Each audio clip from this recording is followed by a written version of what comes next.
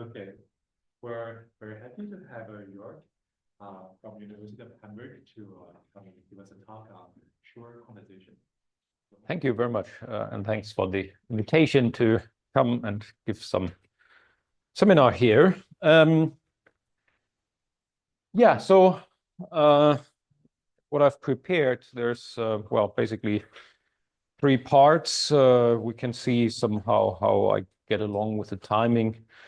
One would be sort of to introduce, to remind sort of what Schur indices of n equals to 2 4-dimensional theories are, and then present some conjectures how to produce how to define from them a quantum theory in the sense of, well, Hilbert space representation of some algebra of operators.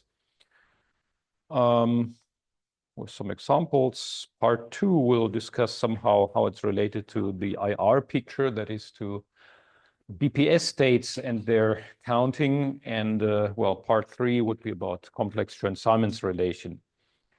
So, okay, there's maybe options to skip something if maybe it takes too long. Good, so sort of the first part would be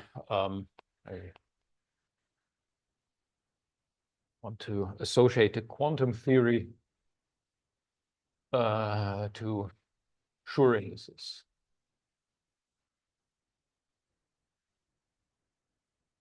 Good. To start with, okay, let's assume we have some n equals to 2 equals 4 supersymmetric QFT, and we consider holomorphic topological twists. That is, well, a relatively popular game and useful to get started in our case. So, well, I just briefly want to indicate sort of some of the main ideas and definitions here without really going into very much detail about this. So this is these are the SUSY generators for, well, where both alpha and beta and A and B take 2 values. And to define a holomorphic topological twist, we pick a particular combination of these supercharges, which would look like this, for example. And then it amounts to thinking of the R4 on which we have defined the theory as a product of R2 times a complex plane, maybe with the coordinate z. Why is this a useful way to describe it? Well, both the R2 translations and del bar z, so the anti-holomorphic derivative, would then be Q exact, so would not represent cohomology with respect to this supercharge, and then we can find, using R charge generators and rotations, another charge J hat, which is a linear coordination J3 minus, oops, sort of I3. So this would be the C rotation. This would be some R symmetry rotation, and define the main players using this. To begin with, yeah, let me mention we are particularly interested in half SUSY line defects.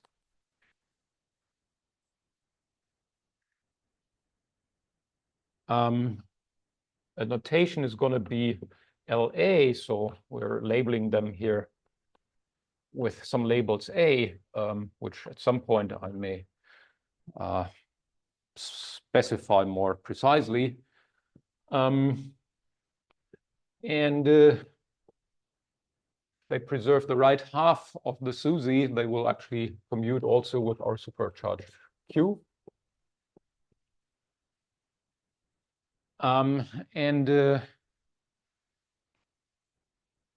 Okay, I mean, in principle, I should use some categorical language. There is a category of line defects. By passing to the K-theory of this category, we get some algebra that is one of our main players. We denote A sub Q. It's a non-commutative algebra where the structure constants depend on a parameter Q, to say it in the simplest possible ways. So the generators can be thought of as, well, here with a slight abuse of notations, we will identify, well, the generators with their labels, and these are then the K-theory classes I had mentioned. Okay, so there's some algebra of line defects. There are other ways of describing this algebra.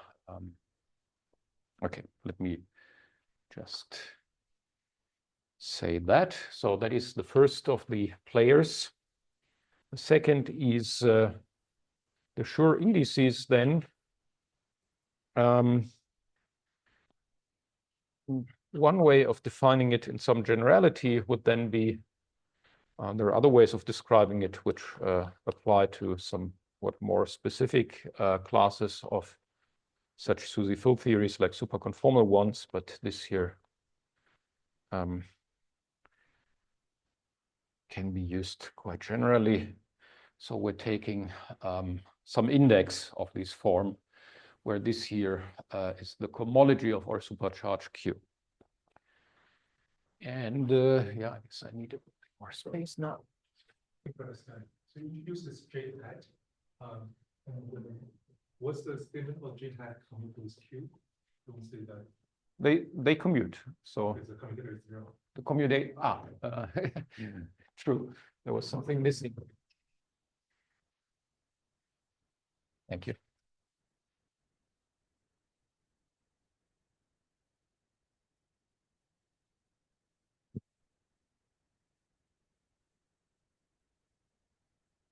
All right, yeah, perhaps the most interesting objects are then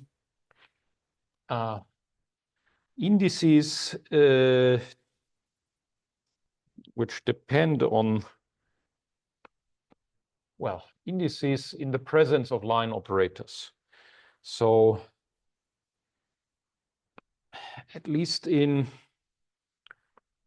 for some class of theories, these can be represented as partition functions of that theory on S3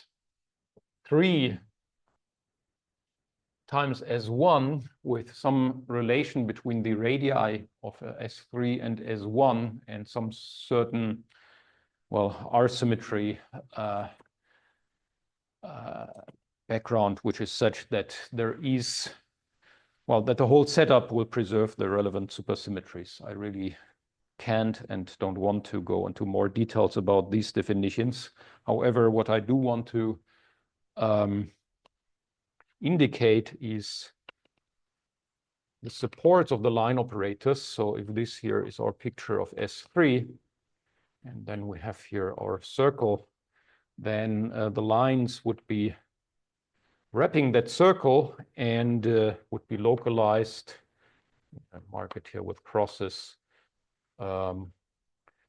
on distinct, if I want, antipodal points of some big circle in the S3. Okay, so this is here the supports of the line operators. So these are the main players, well, about which I don't want to say much more than that. So these have been extensively discussed by other people, and there's of course, well, more that should be explained for the full definition, but schematically, this is what we're interested in. And here comes sort of a main conjecture that we make and checked in, well, we, that is Davide, Gaiotto, and myself, and well, in the announcement I had put the arXiv numbers of the papers that we have, and there is some more in preparation. Well, that is positivity of these indices, which depending on how you compute them, may be more or less, I mean, in general, less obvious. So that usually is something that you need to check really by, for example, computing these. You can, for example, in many cases, when you have a Lagrangian for your theory, apply localization to get formulae for these indices, which will be given by some integrals. We will see some example maybe a little later. But yeah, it is not always obvious, but we checked in many cases that the positivity condition that we state here is satisfied, well, for all A in this algebra AQ. So for all possible line operators, which means, okay, you typically think of Wilson loops and 't Hooft loops and so on, whatever you can define from the Lagrangian of your theory, which, however, of course, are not the most general ones, but those that preserve supersymmetry, that is half of the supersymmetries of our problem. Question. When you put the Schur indices, the subscript trace of HQ, that means yes. H of this indicates that we're taking the trace over the cohomology of the supercharge. On which vector space on HQ? Oh,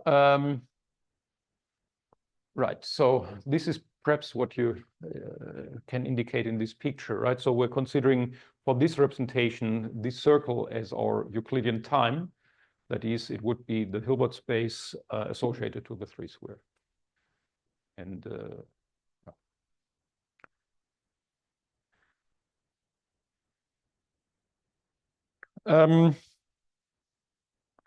if this is true, then there is an immediate consequence, which is kind of simple, but in its consequences quite far-reaching. We can simply reinterpret then these Schur indices of 2 different line operators as a scalar product of states which are associated to the different line operators that we have. So what this does is to define a scalar product on AQ. Just bear in mind, an algebra is a vector space which has a multiplication, and the vector space, I mean, consider it as a vector space, it will have a basis labeled by the different line operators. Now we're associating to each such basis element a vector, and here we're saying what the scalar products between the elements of a basis are. So that should define a Hilbert space structure on our algebra. But yeah, in a somewhat non-trivial way, because these things here, these are data which define the Hilbert space structure that we need to first find by, well, doing physics or localization. And these are non-trivial functions of the parameter Q, which, by the way, we want to be real and, okay, some interval between -1 and 1 to be 100% precise.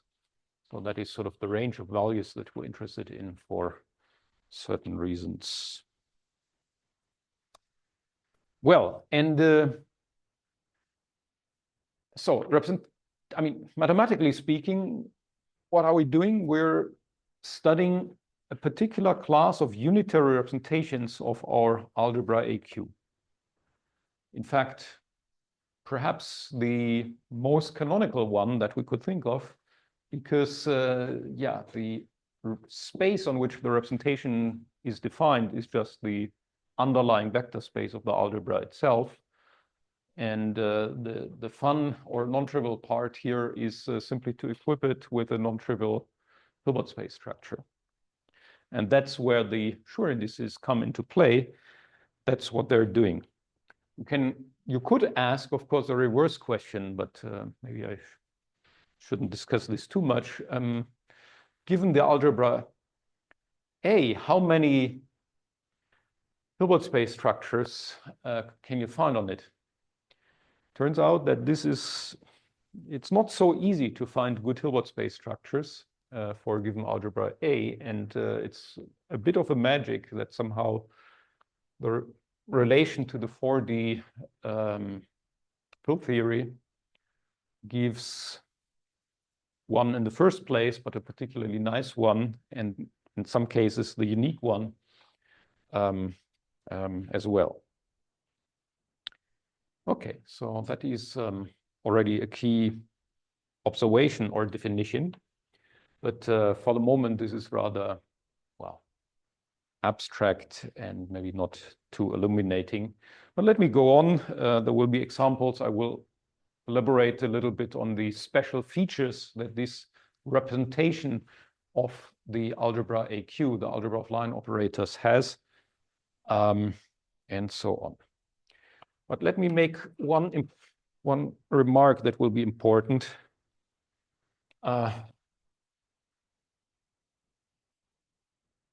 On physical ground, we expect there exists an automorphism.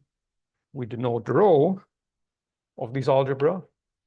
It can often be trivial, so we will, for example, discuss class S theories. So this can be just the identity automorphism in many non-trivial examples, but in general, it's important for the general formalism, it's important there can be such automorphism, such that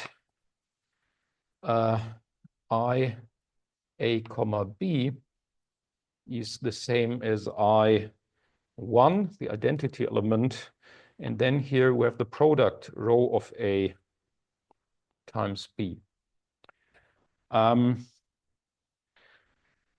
Okay, I don't really want to go too much into why this is so, but you know, here we had assumed we had a line operator L1 and another line operator L2. What I didn't say, but should have said, is they would be wrapping the circle in opposite orientations, being related to, yeah, that one here is corresponding to bra, the other to the cat.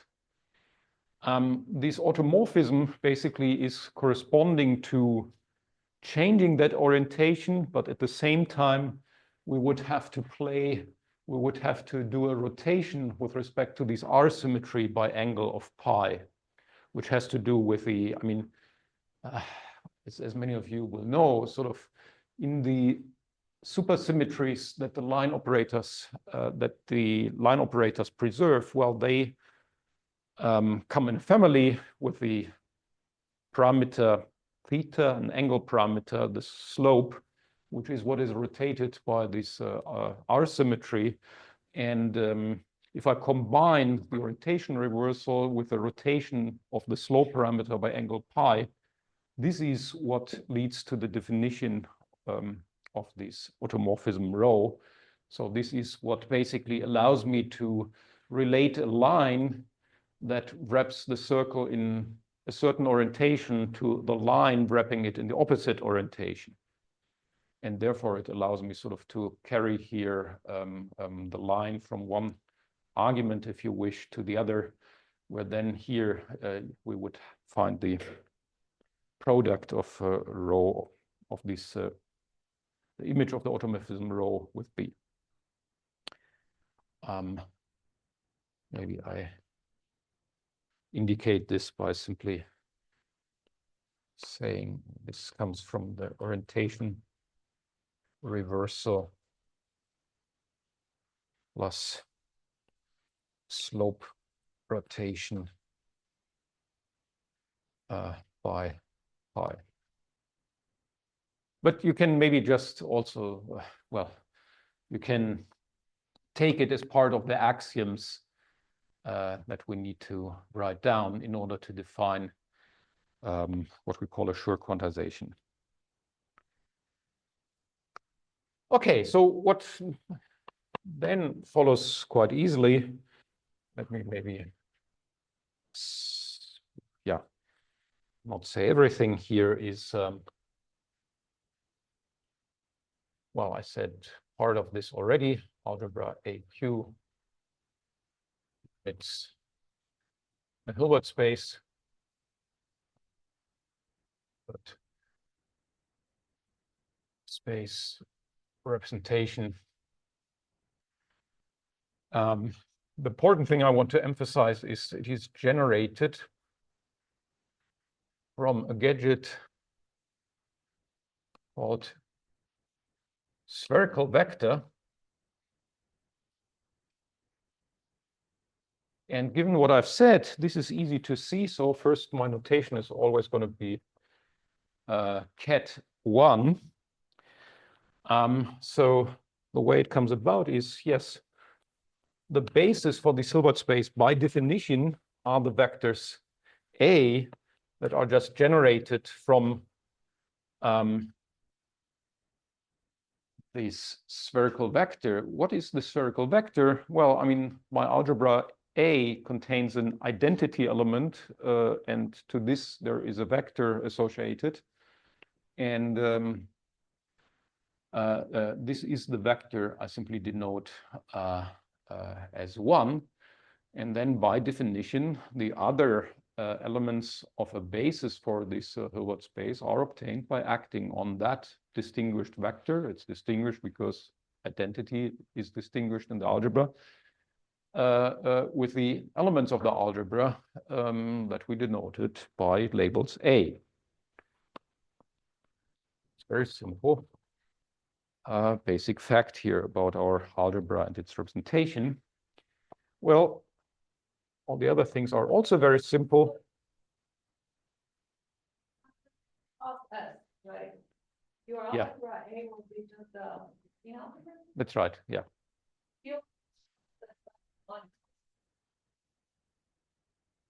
I mean, okay, there's nothing to be constructed. It's the trivial, yeah. That's not your. Yes. That's right. That's right.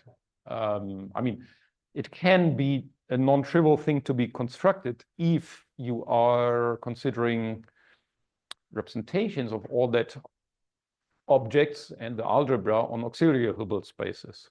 So, for example, on auxiliary Hilbert spaces, right? So there are representations on, for example, Hilbert spaces like L2 of circle cross integers. In which case, for example, the 1 will have a non-trivial wave function, and we will see an example a little later. But here, this is sort of an abstract description, just in terms of, well, the algebra itself and the non-trivial data then that really makes it a Hilbert space are sort of all these numbers here that then specify the Hilbert space structure. And okay, we're just making some. And there, yeah, this thing simply exists tautologically, right? So, again, I in the vacuum is just a Schur index, and this just corresponds to adding and computing its non-trivial matrix elements with non-trivial A and B. It's just adding line operators. Mm-hmm.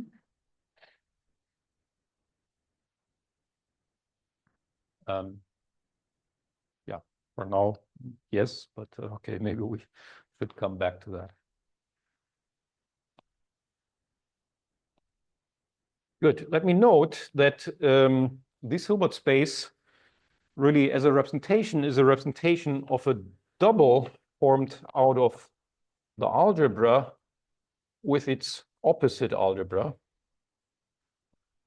And to see that, well, it's very simple, namely the algebra on itself, it has two ways to act, namely by left multiplication, right? So we simply here define So this to be read, this is the operator representing some element B in our representation. And now I want to write what it gives when acting on a vector A. Well, it gives the vectors associated to the algebra element obtained by the multiplication of B from the left to A. But there is, of course, a natural other thing I can do, namely I can use the right multiplication. So that would be this. And these are two, in fact, commuting actions that we can define on that space, right? What you can then furthermore show, well, on the basis of, well, using in particular this property here. But I want to somehow skip details, but it's not really hard. Having defined the Hilbert space structure, I can basically simply compute what Hermitian conjugation of a operator here would give. And the statement is the Hermitian conjugation exchanges the left and the right action, but at the expense here of possibly having to use this automorphism rho. Again, this can be trivial in class S examples. If I don't have irregular singularities, rho, for example, will be trivial. But otherwise, it can be non-trivial. And yeah, for the general formalism, it's important to keep that in mind. Okay, so we have here these, well, we have this key property that Hermitian conjugation exchanges left and right action. That is a characteristic feature of this type, this peculiar type of representation. And yeah, okay. I have to push in the middle. Sorry. I hope I'm not gonna destroy here the equipment. Oh, yes, I. There's no singularity. So if there is no irregular, so if every singularities are just punctures, regular stuff, then rho will be trivial. That's the other way of saying it, perhaps more clearly.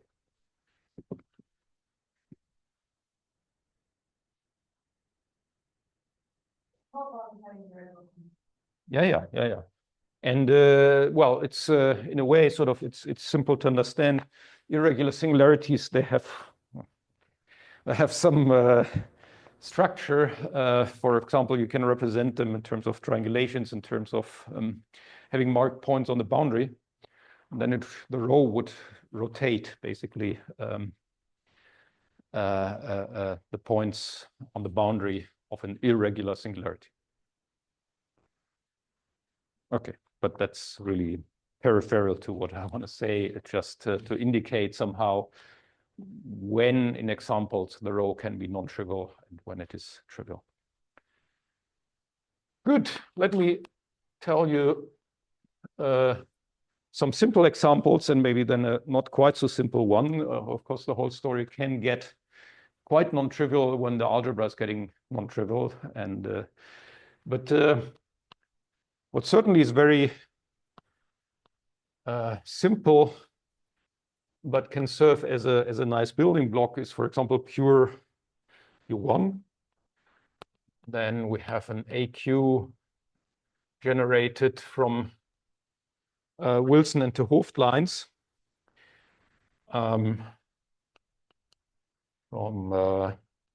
XM, E, which would be the classes of, well, some lines with electric and magnetic charges. So M for magnetic, E for electric. So these are mixed Wilson 't Hooft.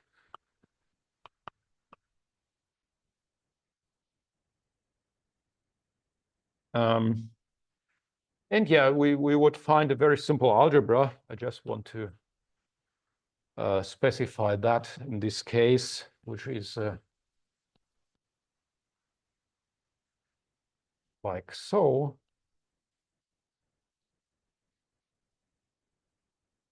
And quite immediate is a natural generalization to general abelian theories, where we can have a lattice of electric and magnetic charges.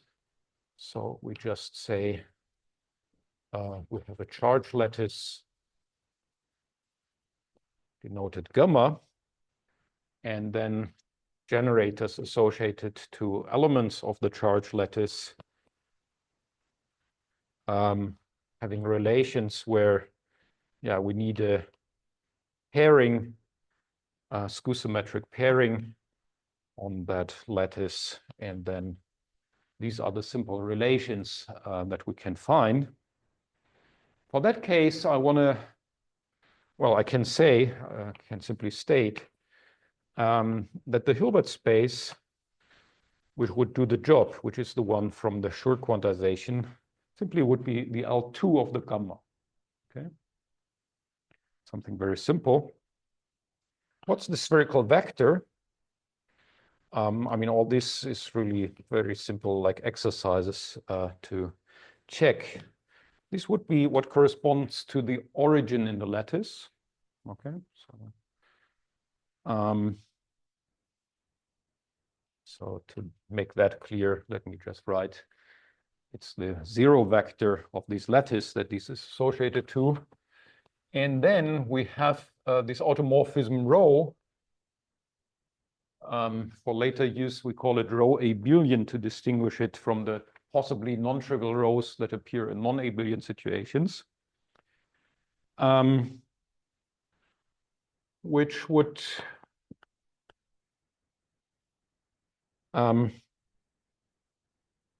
what did I want to say?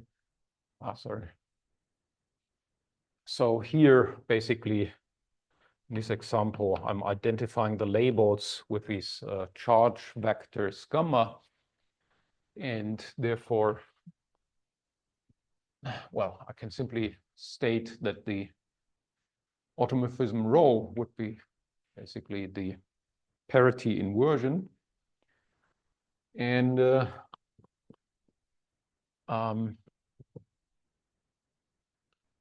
therefore, this hermeticity property that we had there would correspond to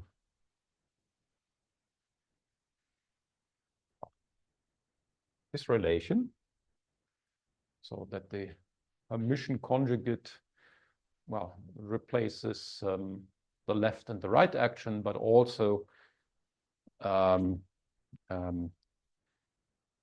parity reflects the charge vector gamma.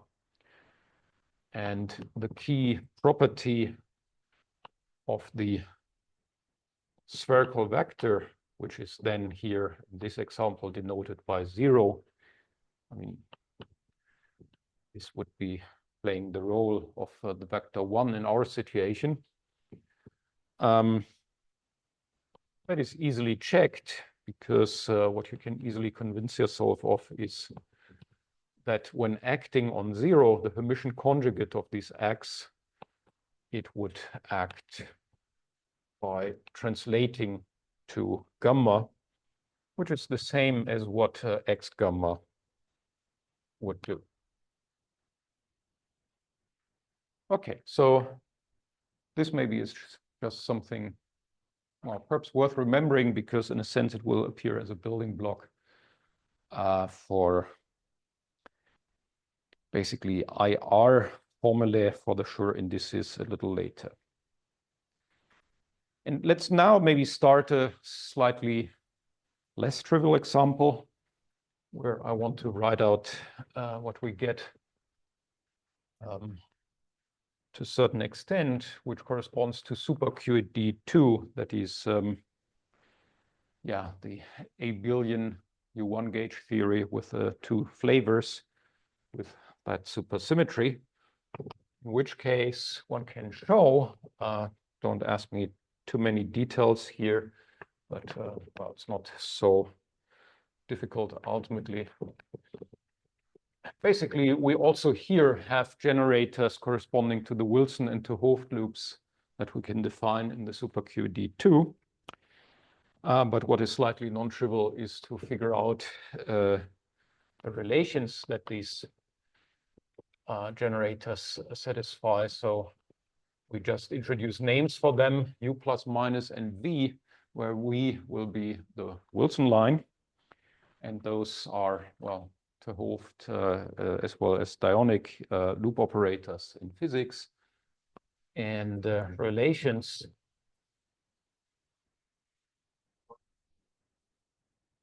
yeah, absolutely. These should correspond to coordinates on the Coulomb branch of that gauge theory as well. The loop operators, loop operator expectation values give us functions of the choice of the vacuum. Absolutely true. And of course, yes, I want to briefly comment on the geometric sort of interpretation at some point. U plus minus with V, okay, this just Q commutes. And the interesting relation here is U plus U minus is 1 plus Q mu V. Mu is, we can have a mass parameter here for the super QED. Tooth theory. So these are the relations. And this makes me maybe anticipate a remark I wanted to make a little later here. We can simply form some,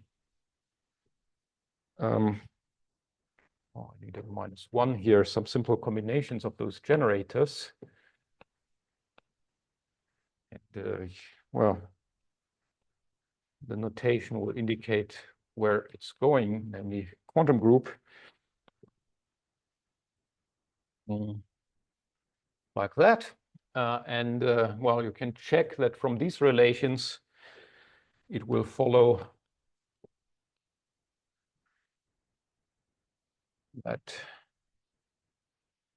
these combinations generate UQ of SL2. Okay, so in some sense, yeah, this is a physical realization of the quantum group that we find here. But so Q here, Q mu is well, a parameter, a mass parameter of the hypermultiplets in this theory.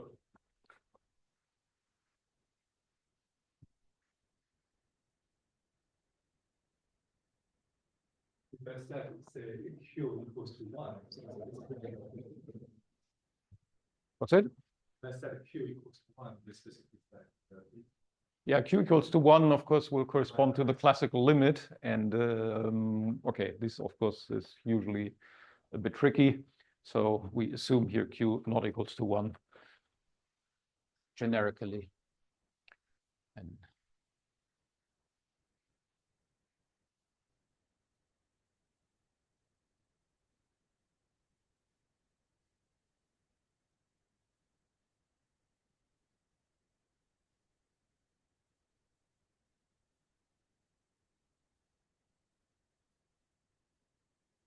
I need to learn how to handle this thing.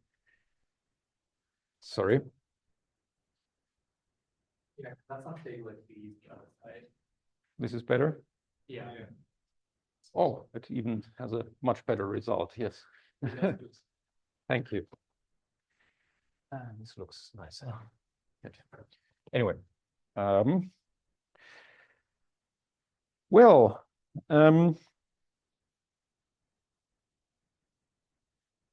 we have to find an algebra. And let's just make a very simple observation here, that there is an infinite dimensional representation of these algebra on L2 S1 cross C. This comes a bit like unmotivated. Let me just notice it's there. Yeah. How's it done? So we write U plus and U minus as something like, well, the expressions that we have seen times even simpler generator U.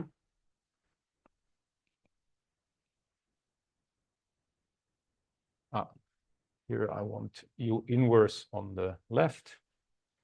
And these act on the elements of this Hilbert space, which I can represent as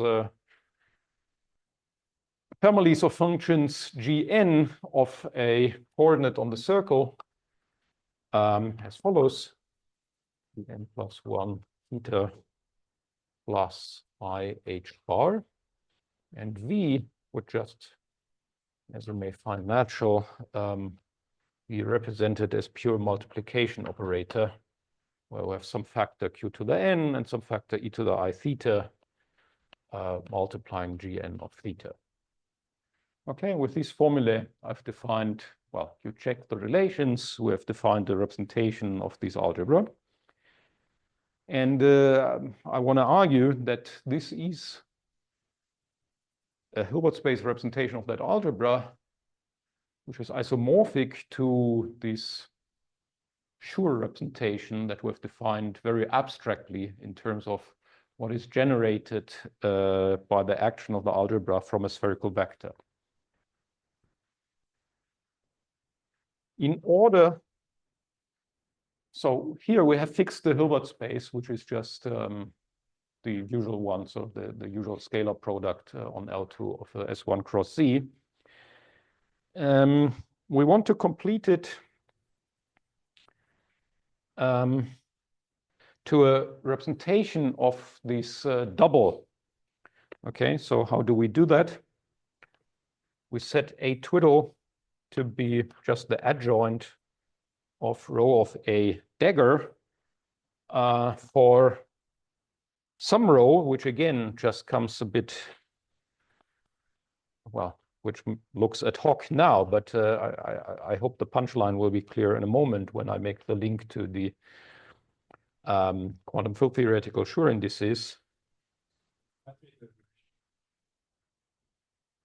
Yes, q e to the minus h bar. That is H bar real? Or... We consider h bar real for throughout. So yes. But theta plus I h bar. Sorry? Theta plus I h bar. What does that mean? Yes, thank you. What does that mean? This does make sense. What you see here, okay, that's a subtlety that I try to avoid maybe, but what does it mean? It means we cannot a priori define the U on arbitrary elements of our L2 space. It is, as it often happens, even in quantum mechanics, an unbounded operator. That makes sense. If Gn of theta admits an analytic continuation in some annulus around the unit circle. And so this basically defines the domain on which this can be defined as an unbounded operator. But yeah, it's so for example, then if you, for example, compute Hermitian conjugates, it's slightly more tricky because you have to use a contour deformation and so on. But anyway, that can be handled. That's not a, it's not a completely, it's a relatively standard nuisance that we have here. So we define a rho, which I claim is an automorphism of the algebra. This you can check very easily why I choose this rho. I mean, there are not so many rows on the quantum group UQSL2, but there are a couple of, and this perhaps is the most interesting one. And it turns out, for a reason that will become clear in a moment, this is the one that we want. This is, well, it has to do with the fact that we discussed before the seminar that, yeah, this quantum group is related to some disk with a regular singularity in the middle and an irregular one on some other boundary. And I told you rho can be non-trivial if there is irregular singularities. So from that point of view, you may find it natural, but in any case, it is what it is. What is that? Rho of u plus is missing, which should be q v u minus. So, and you can translate. So it corresponds to some automorphism which exchanges E and F, but puts powers of K in front on the way. That is so. And then let me complete the statement here. Setting all this, we're getting a representation of this double.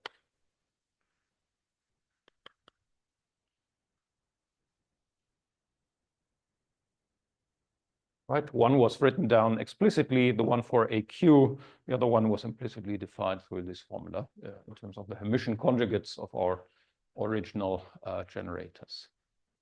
Is the here in the U minus formula? No, there is no V in that formula. Oh, here? 1 plus Q mu. Yes, thank you. Yes, absolutely.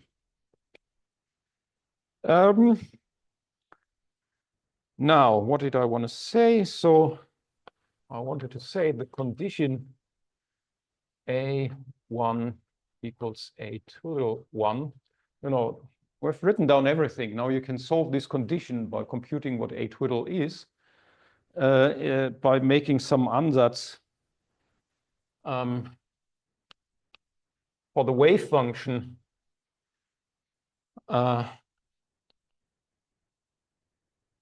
So, okay, what are my notations here?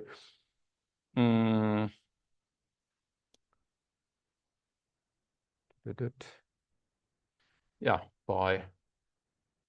if I introduce Gn of theta as just a name for the wave function of this vector, right, we can translate the conditions here into some difference equations that this wave function is supposed to satisfy.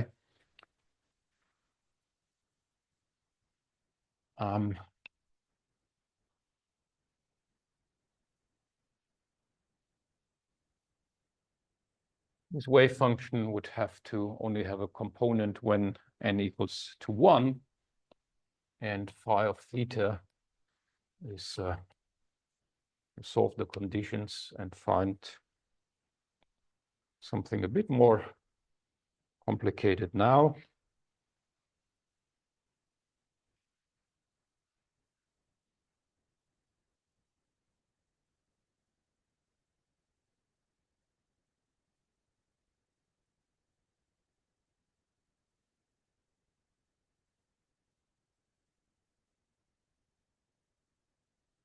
Okay, so that's some result of a computation you can basically easily do on the basis of my definitions.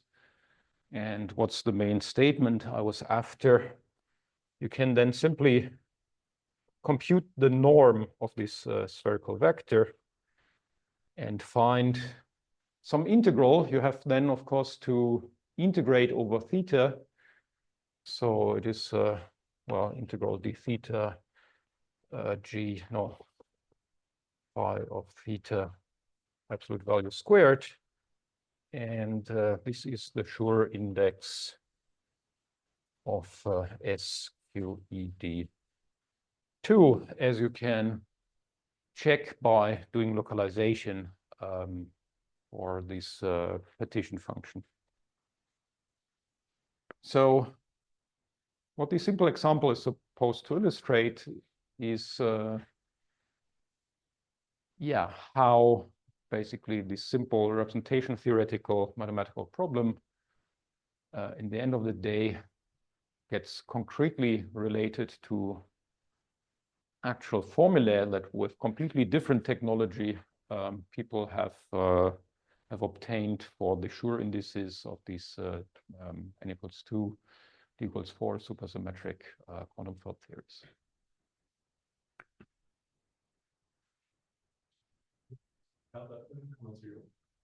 That is a delta n comma 0. So yes, there's only for this.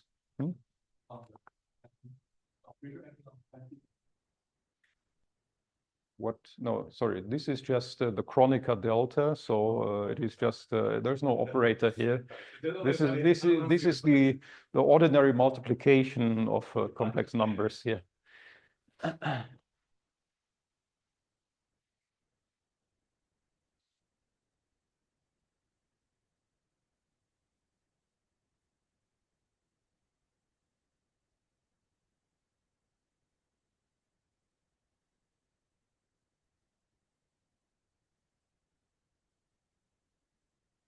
Good.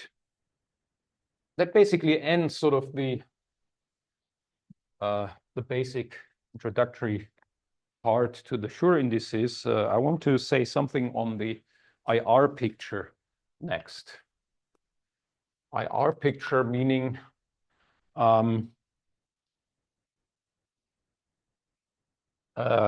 well, if we have a four-dimensional n equals to 2 SUSY field theory, then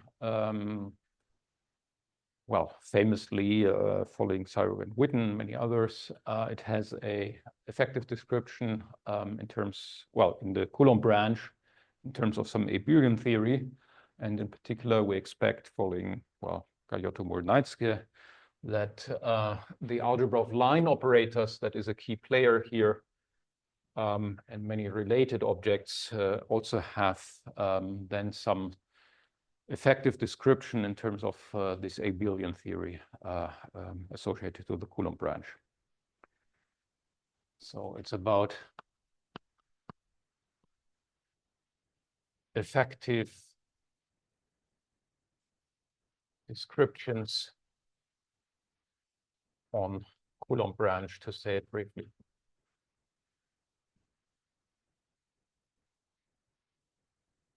And so what's the goal? We want to describe these Schur indices in terms of in terms of the abelian theory that represents this well, the Coulomb branch. And we had said already sort of what is basically the Schur quantization associated to some abelian theory. So we want to describe now the Schur quantization of the non-abelian theory in terms of that abelian theory. What we need for that in particular is something ultimately quite remarkable and magic. We want here to write some IR representation of the line operator, well, with a label A in the abelian theory. And following Gaiotto and their theory of framed PPS states, we expect to find something of the following form with some coefficients which are interpreted as framed PPS indices. We expect an expansion into the line operators in the abelian theory representing the Coulomb branch. So that's basically, but okay. I'm assuming here certain familiarity with this set of ideas, but if you're not, it's not a complete loss. You can simply here consider this as that I postulate existence of some embedding of AQ into AQIR, which is what we had specified before, which has these generators x gamma. Okay, so we just furthermore, well, or if you're mathematically minded, we have some interesting algebra that we care about, for example, K-theoretic Coulomb branches. And this here is a quantum torus algebra. So this is basically amounting to the, well, axiomatic or conjectured existence of a cluster type of cluster coordinates for the algebra of interest. But yeah, physically, sort of, we could interpret in the relation to the effective IR description.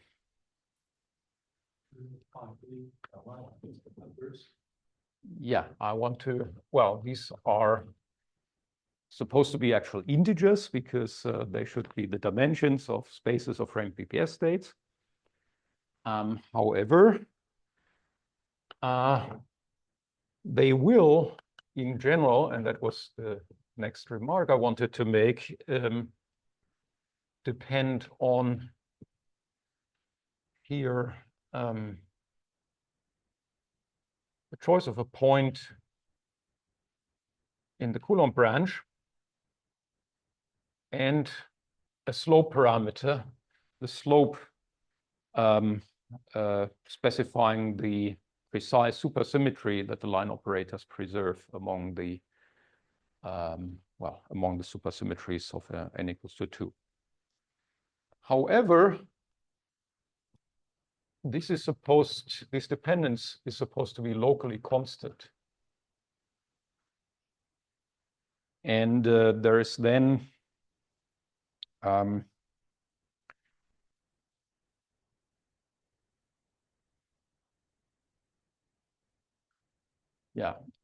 there's then, maybe this is a side remark. When these are, so assume we know these are cluster verbals, what that means is that the jumps that I can have across loci of real codimension 1, they should transform these coordinates in the cluster type. So the physics background that I briefly alluded to here, what it suggests is that the algebra AQ has the structure of a cluster or quantum cluster algebra. And this means the jumps are of the form x gamma prime coordinates can be computed.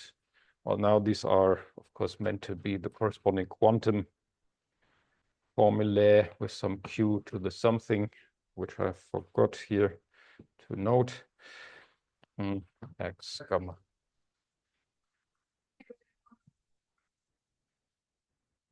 There is a formula for the Schur index as some integral. Sorry? Yeah. This here? Yeah. Oh, you mean carrying out the integral? Yeah. I do not remember what this gives. No, unfortunately, no, I haven't. Yeah, actually, I guess that might be necessary to relate what you have in mind. No?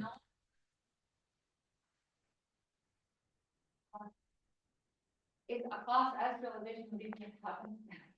I mean, I've seen formulae which are quite simple, and actually I think they do involve these Valinde type things for the class S. I will look it up until tomorrow, I suppose. Because yeah, you kind of reminded me of the existence of these formulae, and I had noted them as some curiosity, but I didn't know much to do with them. But of course, maybe now that will be very interesting. Yeah.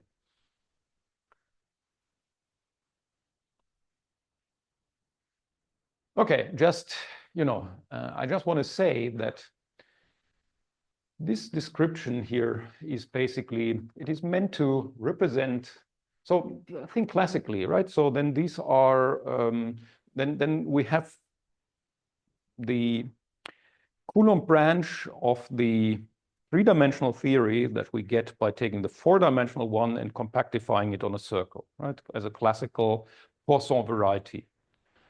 It's a variety. It has some algebra of global functions.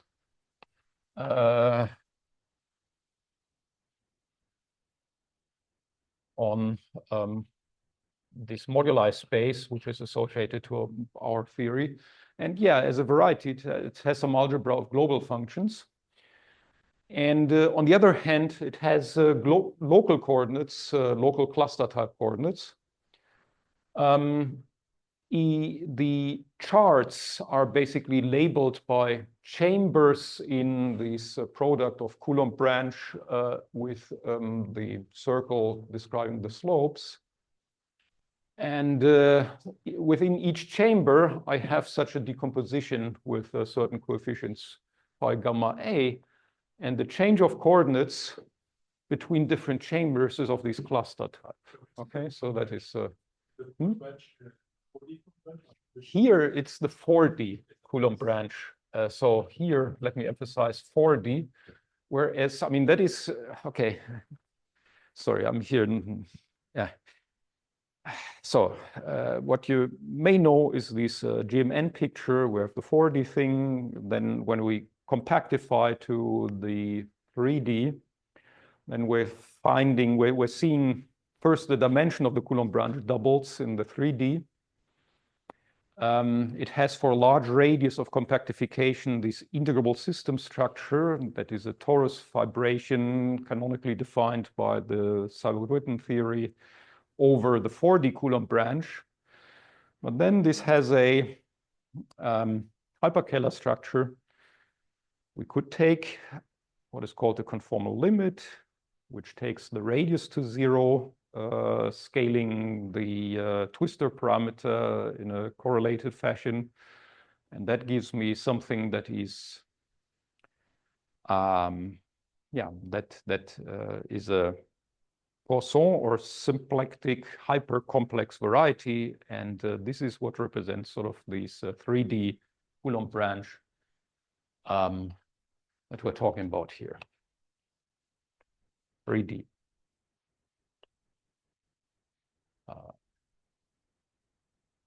Good, but these were all perhaps not, I mean, I wanted to put this into some perspective, but this was a bit more like remarks at this point.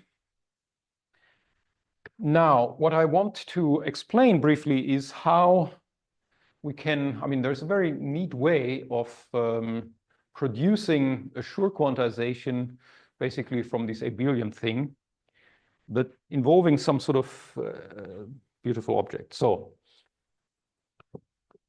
our Hilbert space, maybe now denoted, no, maybe I just use this notation, HIR. That's what we start from, L2 of gamma, right? We want to make it into a DQ representation of this double. Claim, all we have to do is to find the correct one, and we get it by acting with some operator S on the IR spherical vector.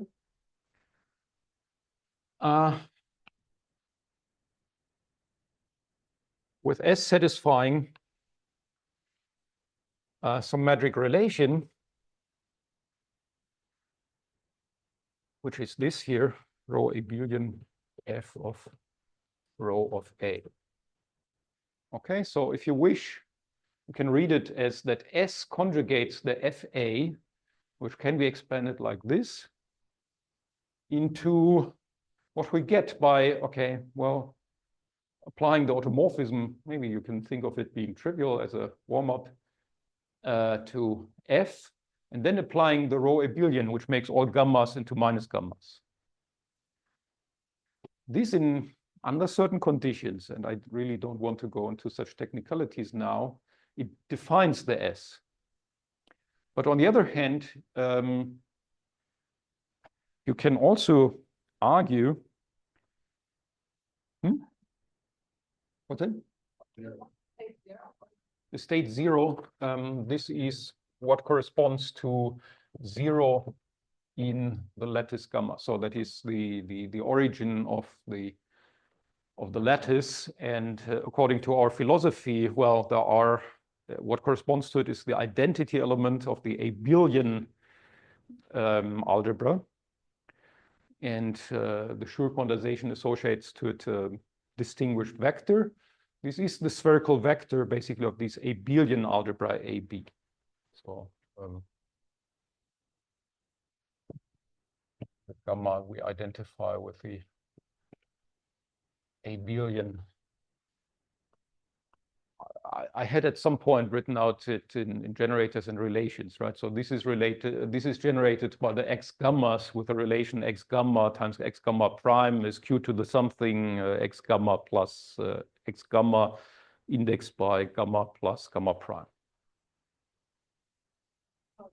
Maybe I'm sorry. I just mind here.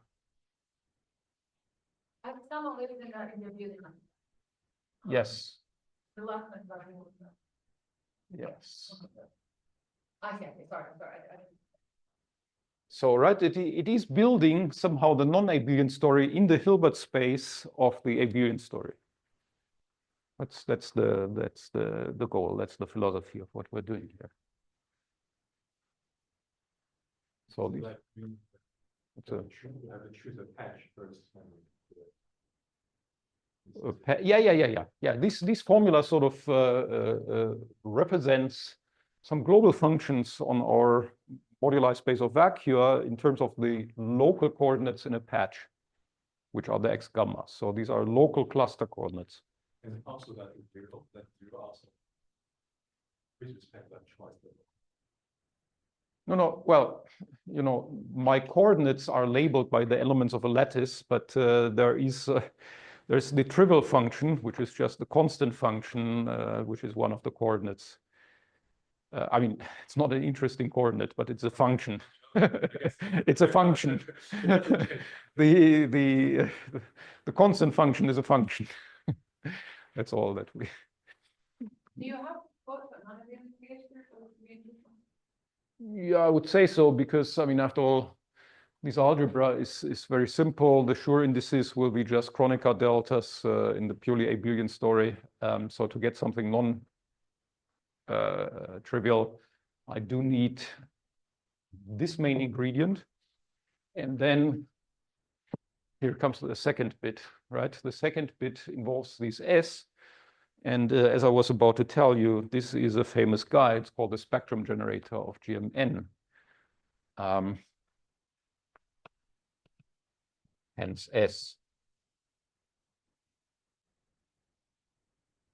And from what I've said, it's not so hard to see why this must be the case, right? Because, you know, if you're familiar with the story of GMN, the following remarks may be helpful, otherwise not. In the story of GMN, you are in particular rotating some slope parameter in order to see, I mean, this is related to the phase of the hyperkähler parameter. And then, depending on that phase, the systems of coordinates will change across certain walls, which happen for certain values in particular of this angle theta. See then pictures like here. Right, so you find some walls, they accumulate somewhere, and at each of these walls, we have a jump, which is represented on the coordinates by a formula like this. What GMN tells us is that the sequence of such coordinate changes represented as automorphisms of the torus or quantum torus algebra that you get when doing slope rotation by angle of pi is special. That is the spectrum generator. On the other hand, here, I told you that the rho which appears here is related to slope rotation by angle pi. What this formula says is that S is the operator representing up to, well, the parity that is gamma to minus gamma, this pi rotation. Hence, the S wants to be the spectrum generator. So, but yeah, what is very beautiful is, of course, now that it's exactly this guy which gives from the sort of relatively trivial abelian spherical vector, it produces the non-trivial non-abelian one, just like that. And So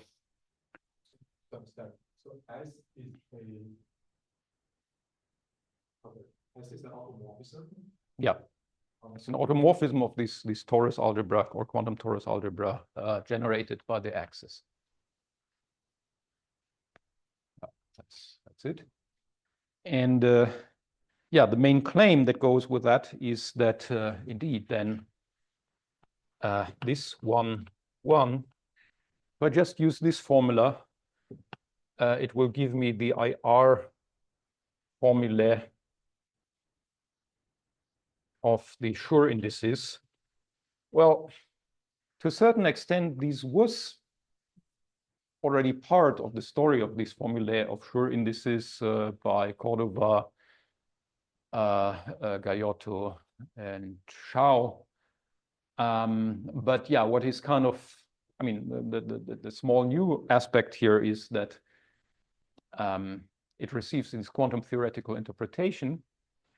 And I guess, yeah, I wanted to bring these up in order to make some remarks about certain connections that this has maybe with some topics of interest for some of you. Namely, in particular, I find indeed quite intriguing and fascinating this relation to this geometric structure of these 3D Coulomb branches and their cluster type descriptions.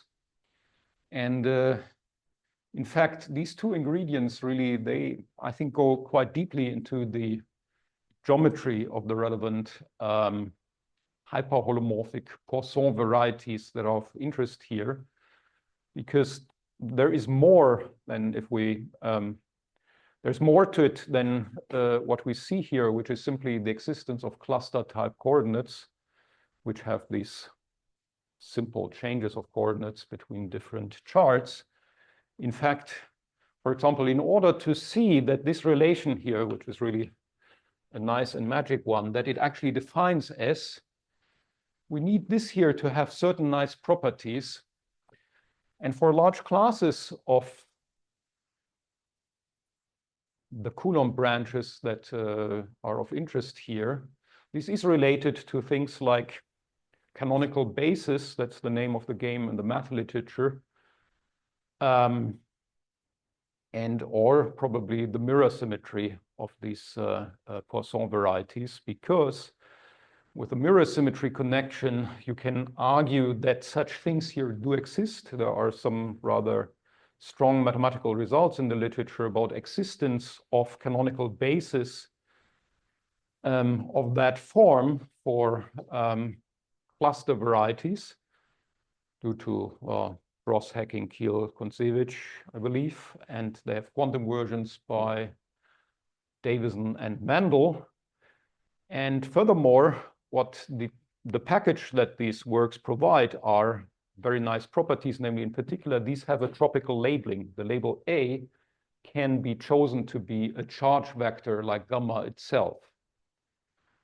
And then furthermore, the leading term is, the leading term has coefficient 1.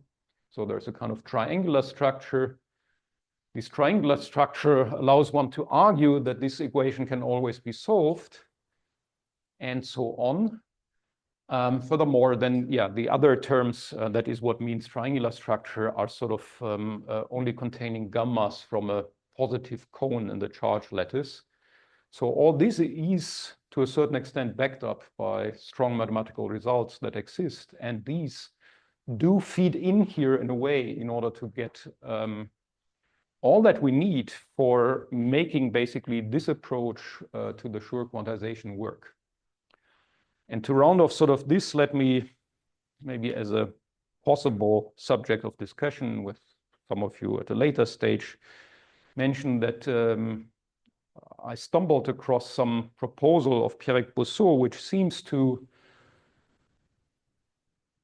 propose a certain perspective which would explain why the things, for example, from the mirror symmetry of these hyperholomorphic Poisson varieties which appear here. So the mirror symmetry for the hyperholomorphic Poisson varieties seems to have a deep relation to the problem of BPS counting in these four-dimensional n=2 theories. And this relation, I think, is quite remarkable and should be better understood, because some aspects of the story, right, like, for example, S, the spectrum generator, they have a good definition and they're pretty well understood from the point of view of BPS states in the 4D n=2 theory. Other aspects, like, for example, existence of the canonical basis, which are important for the mathematics of Schur quantization, they require sort of a dual picture relating it to mirror symmetry and whatever we've learned about mirror symmetry, a la SYZ, Gros-Siebert, and so on. And that enters basically here in this formula, and the theory of canonical basis and whatever is known about that. And sort of putting it together really, I mean, it is put together in a sense in the IR formula for the Schur quantization. That's an outlook that I somehow didn't want to miss mentioning, thereby rounding off sort of the discussion of the IR picture. And if you want, I can say a little more about class S in another 20-25 minutes or so.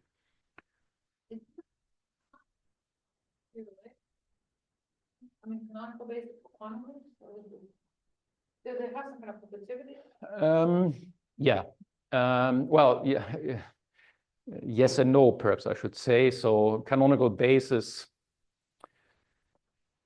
is perhaps not completely precisely defined and overused and used in different ways. So there is one relatively precise notion of canonical basis in the context of cluster varieties or quantum cluster varieties, going back to Gross-Hecking-Kiel-Kontsevich and then several followers.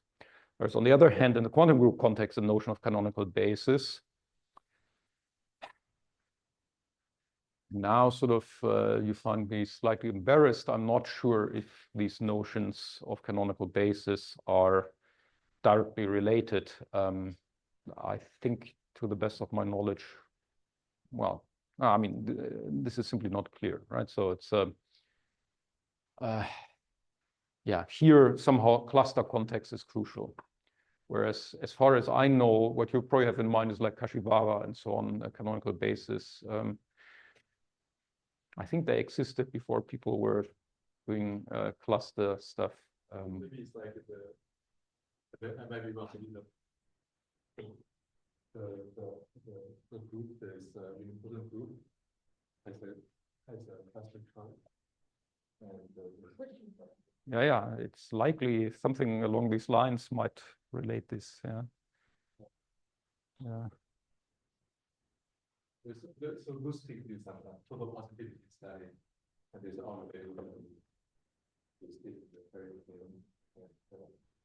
People will have to generalize that. No, it must be right. And let me also stress that, of course, these canonical bases, they have very remarkable and profound positivity properties of the form that, for example, structure constants in the multiplications are all positive integers and things like that. Yeah, for sure. Absolutely. Oh, this was, okay. Shall I, okay, if you want this formula here, which of course is, but maybe the better way of doing it is just moving up and using the other board. Well, there's one here, so. Good, class S. Yeah, sure. So in the previous examples, the Hilbert space, like a module over the double algebra, was just like the original algebra itself. So something like that. So I would imagine that if you give me an embedding of A into AIR, I would like pull back the cyclic vector to like the cyclic vector when I like restrict.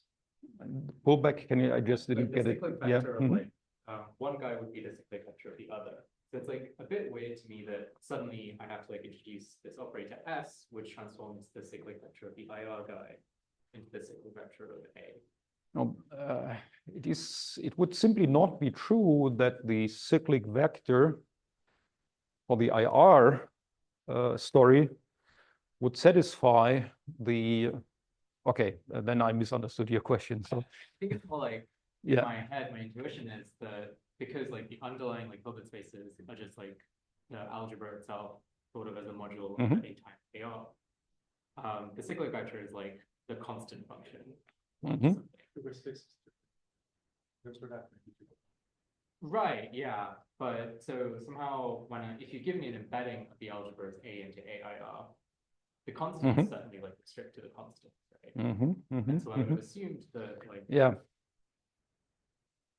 I agree though that like it's extra structure that you have to preserve, but somehow okay. It's a slightly I think I understand sort of that you may from this point of view find it. I don't have a quick way of somehow. It's just you would really well you just observe it wouldn't satisfy the property and okay, so let me say a few things then about class S. And one of the ones that you wrote for in the abelian example.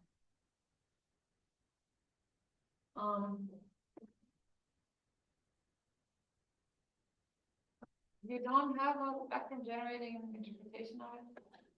Because it's so short. The abelian one, we just have a single chart. We don't need we don't have any jumps, right? So the S would just be identity, and S identity would do the job. So that's from this point of view, unfortunately, not terribly interesting. In this sense, the abelian story simply doesn't see the meat of it.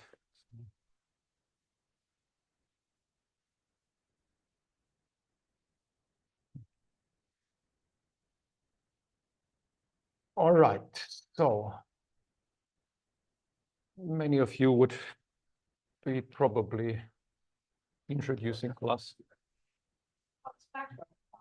You think about like the states you think you're counting as some kind of compactly supported things, or like the BPS spectra that were appearing here, these are what GMN calls sort of the vanilla BPS states of the, I mean, just what sort of people studied extensively going back to Seiberg and Witten, that is, that would be corresponding to compactly supported things from the string theory point of view. And the framed BPS states, which require the introduction of a framing, this is what the, where the phi A gammas would be indices for. So this would be, I don't know, does it help already? Good. So if we consider 60 on this, then we could, I mean, it's a popular game sort of to analyze this by compactifying in two ways and then arguing that thanks to supersymmetry protection, the effective description must be equivalent in some sense. So if we compactify on C, we would be getting class S on S1 cross S3. And I told you before that this is what we consider when we study Schur indices. But now the point is that this admits a different type of compactification where I really don't want to go into details, but we can represent this here as a certain type of vibration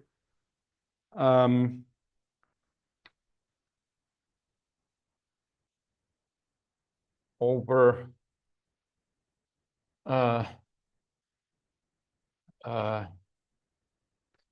disk cross C. And then there are some tricky aspects in that, which I really want to skip here.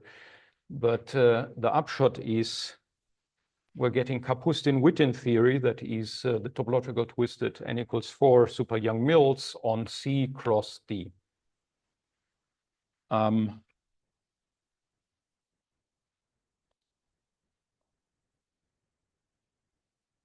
The claim is in this setup,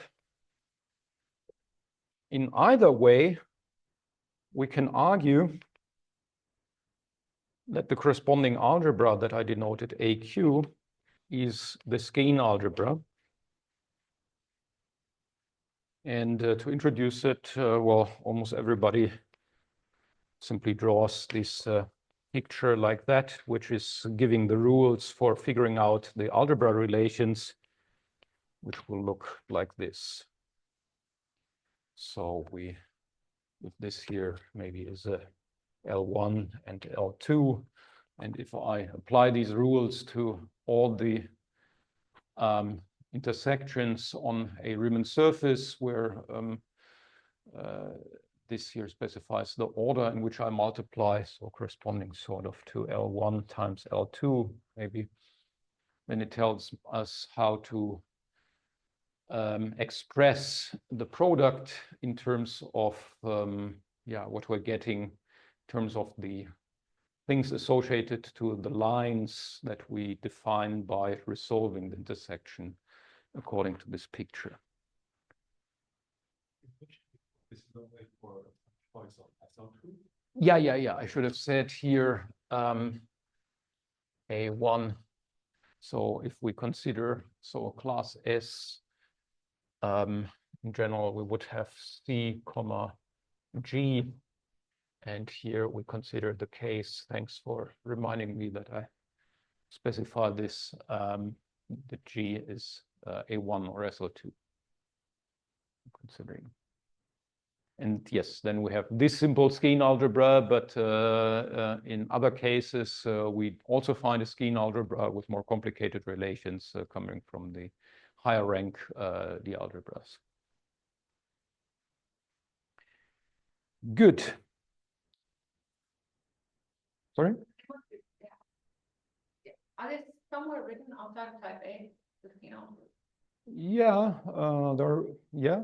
I think for SLN, the skein algebras even have outside of type A. Outside of type A. That's probably going to be hard, and I don't know if complete understanding exists for any non-type A example. Somebody knows. No. But it's going to be hard and interesting. Yes. Well, you seem to know. Good. The Kapustin-Witten theory has, as Witten has pointed out, an intimate relation to complex Chern-Simons theory, and I simply flash some consequences here very briefly. So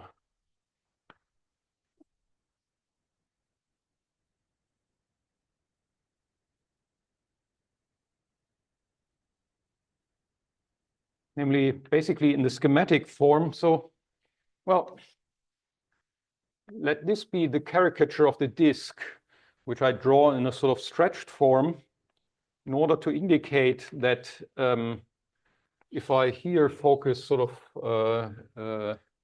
on the middle part of it, and I maybe cut it into two half disks, then this looks like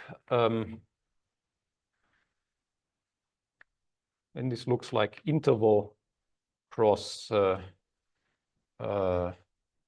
R, well, suitably cut off.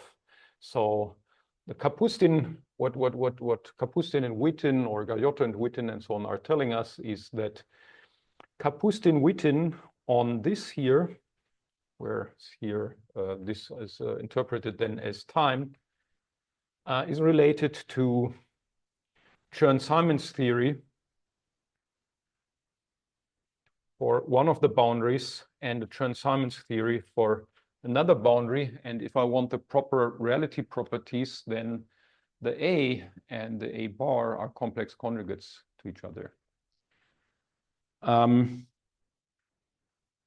sum up, what Kapustin-Witten theory assigns to C cross the interval, the sense of some topological field theory formalism, should be the Hilbert space of the complex Chern-Simons theory associated to the Riemann surface C, where the action of the complex Chern-Simons theory that we consider here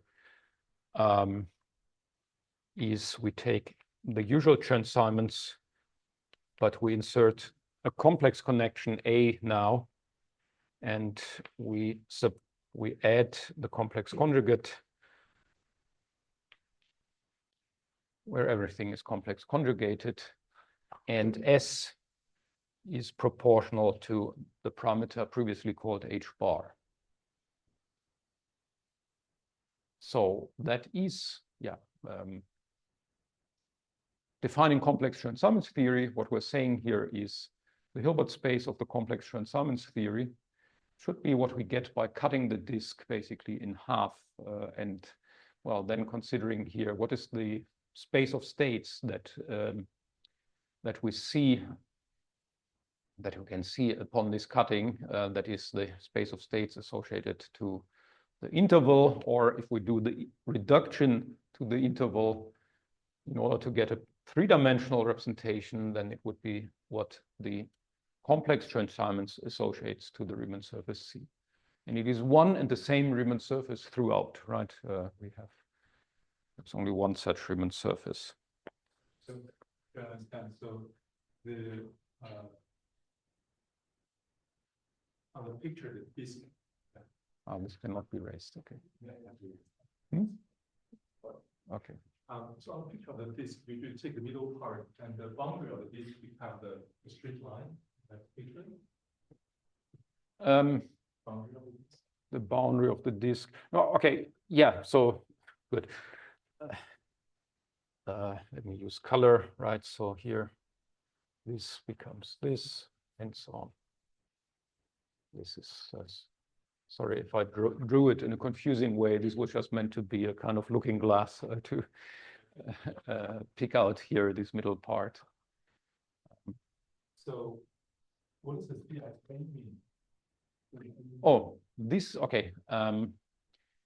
It basically means what is more clear here. We have the action of Chern-Simons theory, the usual one, and here we substitute what is usually a unitary gauge field by a complex one. Here we're doing the same, but we're substituting into the argument the complex conjugate of the complex one here. So that defines an action, right? Furthermore, well, it is real because this is the complex conjugate of this. And however, it's now we would be integrating over the complexified connections rather than unitary connections as we usually would do. What is? Complexified, yeah. So we're, yeah. So A is a connection on the Riemann surface C, or is it C? It's a connection on the Riemann surface C here, or of course it could be, well, I mean, it's a 3D theory, right? So it's a 3D connection However, we can, if we want to describe the Hilbert space more concretely, we can allude to the usual observations that the Hilbert space is represented in terms of flat connections on the Riemann surface, right? So this is what.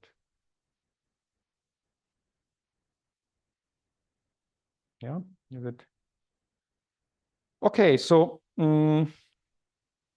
yes, what I, of course, at this stage can add to round off this picture, we want then line. So what are the line operators?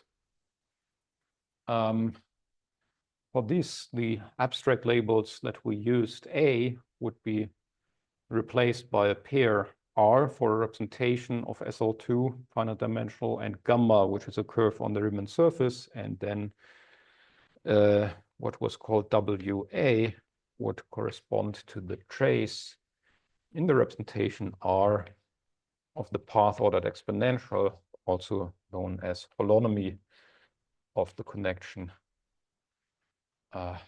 along gamma. Okay. These here are functions on the moduli of flat connections, also known as character variety. These algebras getting quantized in the quantization of the complex Chern-Simons theory. And what we're claiming is there is a unique quantization that is basically dual according to this picture here. I mean, as suggested by this picture, to the other type of compactification, which leads to the Schur indices. In other words, there's a quantization of the complex Chern-Simons where these are the observables. So these define the algebra AQ. But naturally, in this context, we have also the opposite algebra generated by the guys which we are getting when we replace A by A bar, the complex conjugate. So really, in the complex Chern-Simons theory, we expect a representation of that double. By the way, there is a natural complex structure here, which is the complex structure on the character variety, making this here a holomorphic function. And then the other one here where we replace A by A bar an anti-holomorphic one. So it is natural with respect to natural complex structures. And yeah, this is what the complex Chern-Simons provides or gives us. In fact, yeah, we would like to argue that what is dual according to this picture is sort of the most canonical quantization that complex Chern-Simons can have. And that's, by the way, a rather interesting point, perhaps, because I told you, I mean, there's other approaches to the quantization of Chern-Simons using quantum groups, following alXiv, Grosser, Chomeros, for example. This has been carried out for complex Chern-Simons by Buffenois and Roche. So there existed a quantization of that complex Chern-Simons before our work. We now claim that what Schur quantization and this duality here provides is another one, which is at least not obviously equivalent, possibly just inequivalent to the previously studied one, because the quantum group turns out to be a different one. So I wrote you a representation of the quantum group UQSL2. I forgot to mention that it is a representation that deforms the principal series of SL2C. There are other deformations of the principal series of SL2C that have previously been studied, and they do not coincide with what Schur quantization gives. So I think this is kind of a rather interesting aspect of the story, that there is a new one. It's very, well, basically canonical, really. Whereas in general, in the quantization or quantum deformation of something like SL2C, there's choice. This is not unique because it's it's not a simple B group, and that leads to existence of options. And this one seems to be distinguished among these options, and therefore I believe it deserves to be further studied. In particular, in relation to, for example, de Sitter gravity. Just to drop that on the way. Okay, so maybe I should try to. Okay, how long do you want me to go on? So,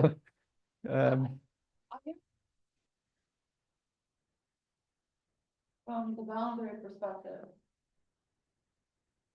to think of this as just studying analytically continuous Chern-Simons, one copy of analytically continuous Chern-Simons theory, like S1 times sigma for that feature, right? I do not think this is simply something like a product of two analytically continued Chern-Simonses. No, one copy. So instead of thinking of this as an overlap, you can think of it as a trait. So everything you said could have been interpreted from a perspective of yeah. a single copy of time. Okay, you want. Yeah. You started with this funny S3 background, but I thought the actual boundary condition on D is going to be like a little fancy with it. Yeah, it is. Like it's really like you rotate. When one has to be very careful in the Thanks. I think you only get A and A bar, like in photo opposite. Yeah, I think if you like go around, you're getting this thing where like it's. So it sounds great. You mean it's not a standard, but the Schur index is standard Chern-Simons and not frequency on the node, so there's no difference whatsoever. Yeah. The question is whether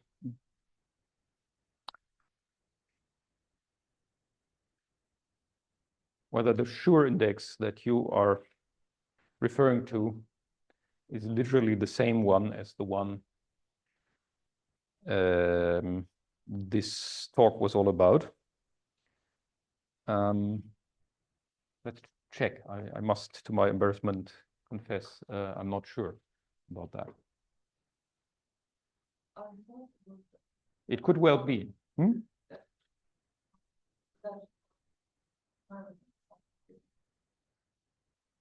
Yeah, but okay, what we would need is indeed what you were asking about before, namely whether if we do class S and we do the honest, say, localization computation of the Schur index, whether this formula would reproduce the formula that you have in mind.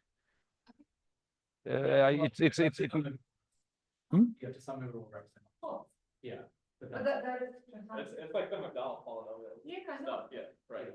So like, yeah. So that's true. I think that they might actually be equal, but then it is, yeah, there's something funny going on about. But you say that the allowed representations are only principal theory, not the standard one, or product of standard size. So the representations of the quantum group that from which by the usual technology of Chern-Simons we would build. So in particular, yeah, this was so for example. That S1 times sigma because there's an infinite sum of it. So let me be. But that's definitely kind of step one after.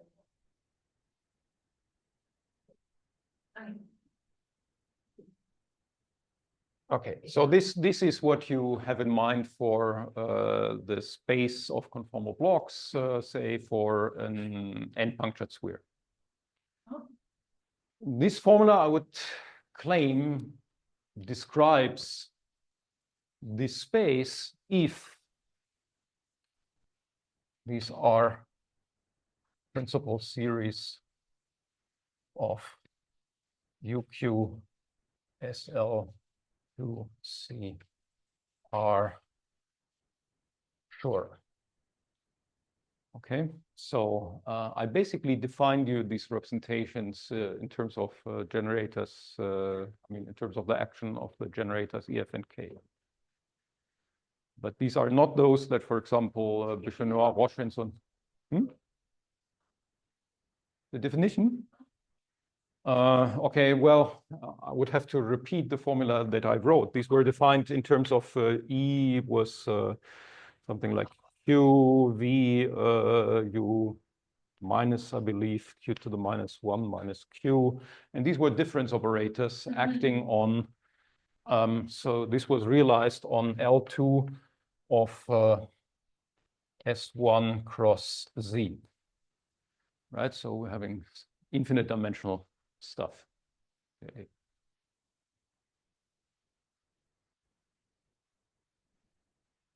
Is as infinite as the algebra is, right? Because this was generated by U, V, U plus minus and V and so on. So this is what we have, right? So these are.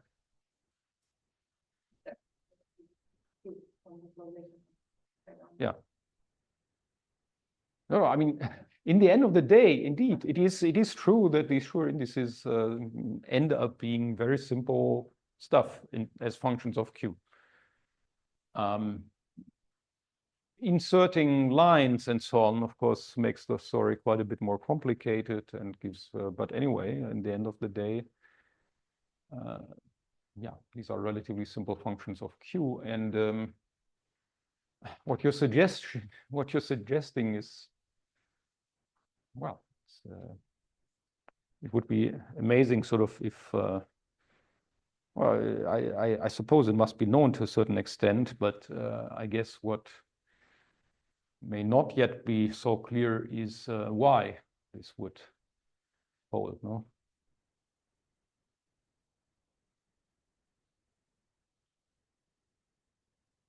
Good, so what can I, yeah, there was, okay, so here, this was maybe one remark I wanted to make.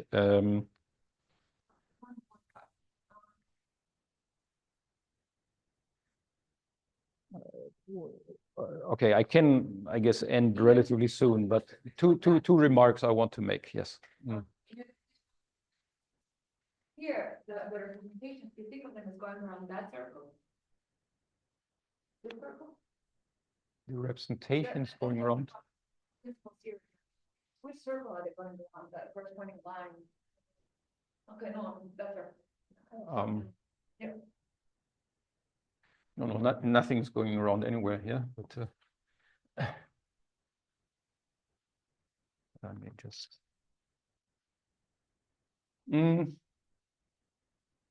Okay, maybe two small remarks. First, I should round off this by saying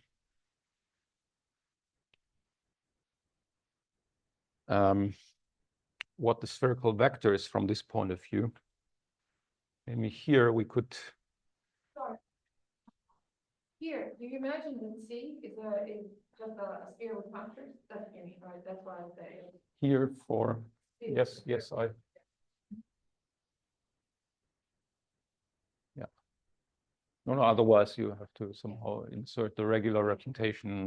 So.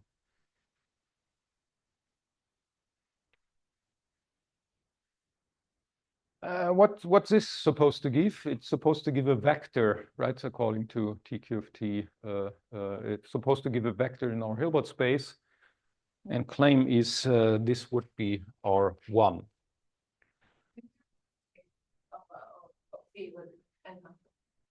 No. For this of course here we can turn, I mean, I was just simplifying here to n-punctured sphere in order to give you a quick idea how this Hilbert space would look like in terms of quantum group representations. Otherwise, of course, yeah, it has to be more complicated. But now we don't need this restriction anymore in order to say what one is in these terms, namely it is what the it is what is created by doing the path integral over the lower half of that disk, right? Then it should give a state in the Hilbert space associated to that boundary. It's kind of boundary. Yeah. And we're having, right, so we're having different boundary conditions there, right? So here we could, for example, in order to define a wave function, specify some boundary condition on that boundary. However, here we have a boundary condition where, say, the connection A, when we go around, it must turn into a bar. So that's now somewhat intuitively speaking, but what this kind of immediately indicates is why this gives here this crucial relation that the spherical vector is supposed to satisfy, because here this was built from A and this was built from A bar. So basically what this describes is that at this boundary, we're restricting to the, so this boundary condition is characterized by the property that A equals A bar, that is that the connection, the complex connection restricts to a unitary one.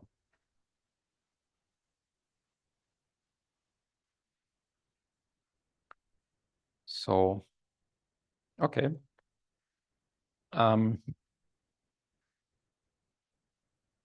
nice feature, just as a remark, of this quantization is that everything is built from this distinguished vector, which in particular is mapping class group invariant. So again, it indicates in what sense this is very nice and canonical type of quantization. Should we test this feature? And okay, yeah, I could say, I could stop here, or I could say in 5 to 10 minutes something about relation to analytic Langlands. That sort of rounds off the story. You don't perhaps remember what's the value of the index of the principal here, the problem. I mean, I wrote you a formula. Yeah, okay, no, I mean, I don't know what the integral gives when carried out. That would be, of course, yeah, it should be somewhere in the literature, but I didn't bother to do the integral myself.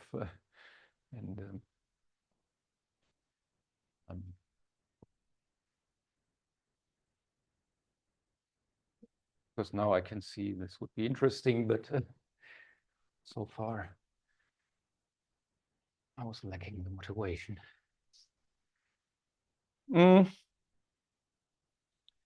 Well, I mean, quantization of complex Chern-Simons theory has been studied going back to Witten, after all. There is another quantization scheme that Witten had proposed already. And this leads to relation with CFT. Why? So we can pick a polarization of the phase space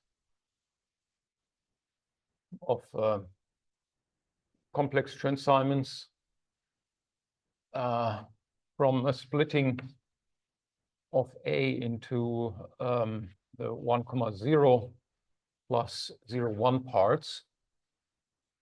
And then we want to have wave functions which are functionals of 0, 1 parts. Right, so we consider this as coordinates, this as momenta with respect to the natural Poisson or symplectic structures. And of what you will know is that, of course, the 0, 1 parts of a complex connection, they define holomorphic structures on real vector bundles.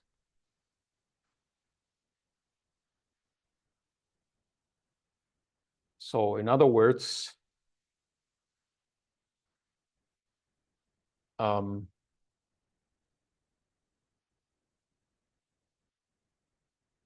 locally, we're talking about functions on the moduli space of holomorphic vector bundles.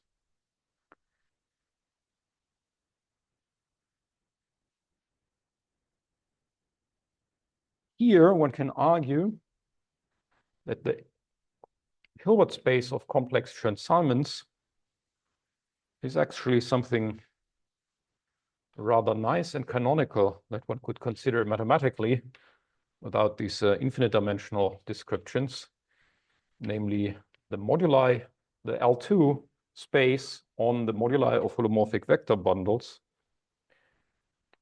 with where we consider half densities or twisted half densities. So we take basically sections of that bundle of densities.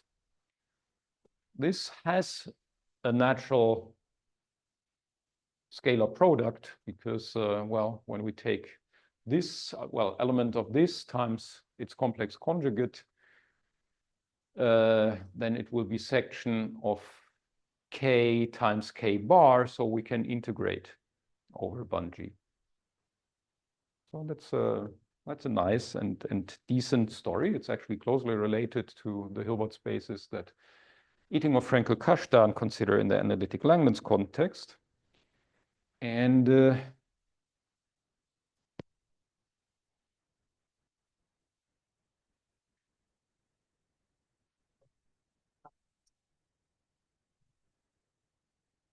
I'm saying it, sorry. Exponent to what has IS?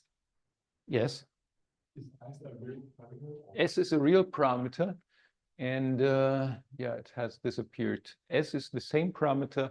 So S, as I said, is proportional to H bar that we usually, that we previously used as the deformation parameter. It was also the factor, the real parameter in front of the Chern-Simons action. So that is the same S which appears here. Okay, so from that point of view, then, well, with relatively standard arguments that go back to Witten or I think Gawensky and Kupjan, we can, well, here X may be simply a coordinate, local coordinate on Bun-G as notation. That is, we're parametrizing families of holomorphic vector bundles in terms of some coordinates x. We will need 3g minus 3 plus n of them on a surface of genus G with n punctures. And here comes sort of the main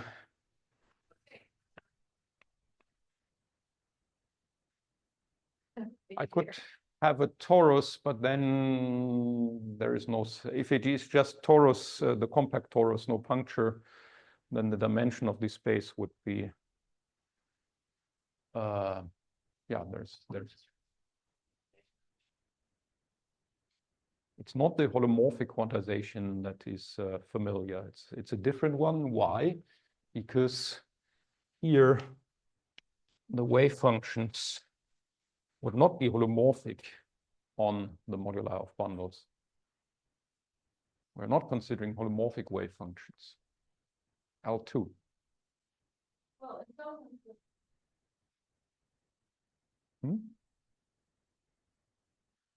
in going from real to complex polarization, there's anyhow a kernel which would look like the XX bar. So while the half is holomorphic, there's a holomorphism. You could think of it as being spoiled. No, but I mean, you know, I think it's a generally different story than sort of what previously had been studied in the context of a compact. It's really something, you know, it's really, I mean, a way to think about it is that, you know, the previous compact Chern-Simons story, that is taking the finite dimensional representations of SL2. you can analytically continue, you can do various games. But then if you go to if you replace the SU2 by the SL2C, then there are some features which are generally different. And this is the proper analog sort of in the Chern-Simons, CFT, or quantum group world. So we really want sort of this infinite dimensional story, which corresponds to the non-compact complex groups we're considering here.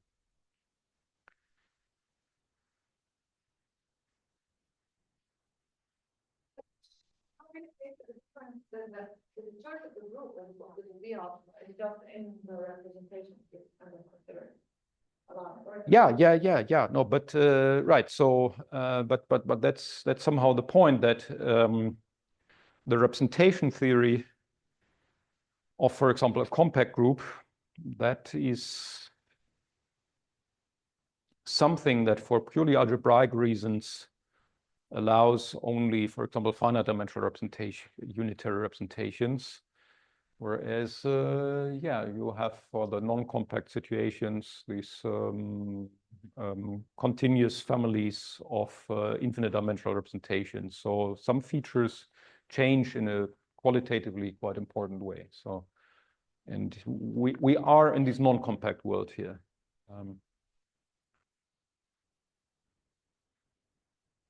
Okay, so here, this is one of the main equations I wanted to advertise.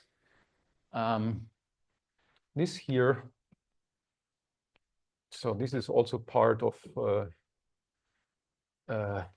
predictions we can make, is that this is the partition function of the H3 plus Wessimino-Witten model, which you're getting by basically, you're taking the action of the Wessimino-Witten model, but you're replacing in the argument the compact group elements that you usually consider by elements of the hyperbolic 3 space, a non-compact space.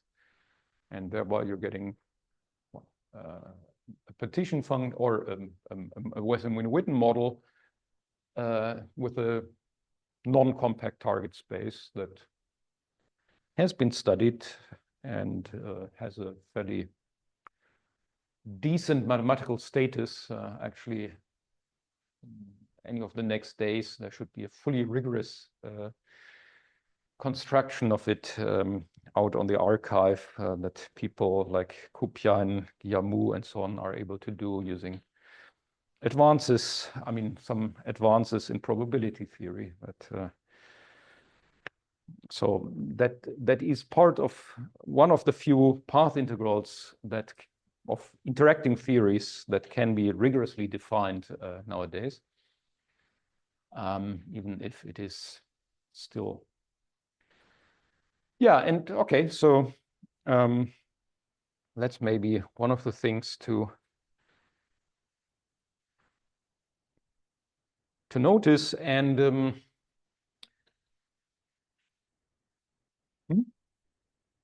formula, no hope to have a simple formula. This is, you know,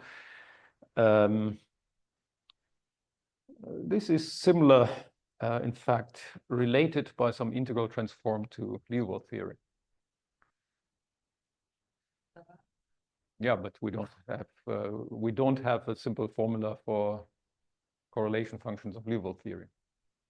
They're as complicated or even more complicated as, for example, uniformizing metrics, which is the classical limit of Liouville theory. It's uniformization theory. And we don't know any uniformizing metric explicitly, right? Even this classical problem is like on a level of transcendentality, which is higher than. Well, because you're making yourself hard. Yes. Yeah. I mean, Okay. it's defined, but we cannot simply write down. Oh, for the sphere, you know, well, there's you know, okay, well, there are formulae that I could write which look like this.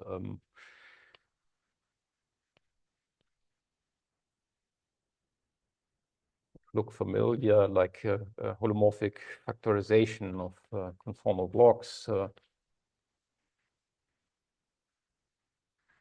So formulae of this type are known, where we know these guys explicitly. This is like DOZZ, so some Barnes gamma functions explicitly known. These are the conformal blocks, which we don't know close formulae for, but we do know, thanks to, for example, AGT. No, I mean, here we don't know explicit formulae even. This would be Nekrasov partition functions in the presence of a surface operator.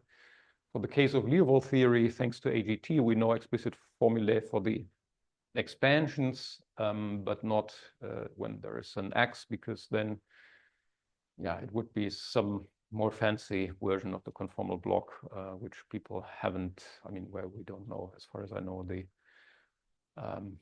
the corresponding formulae for. So that's sort of as good as it gets.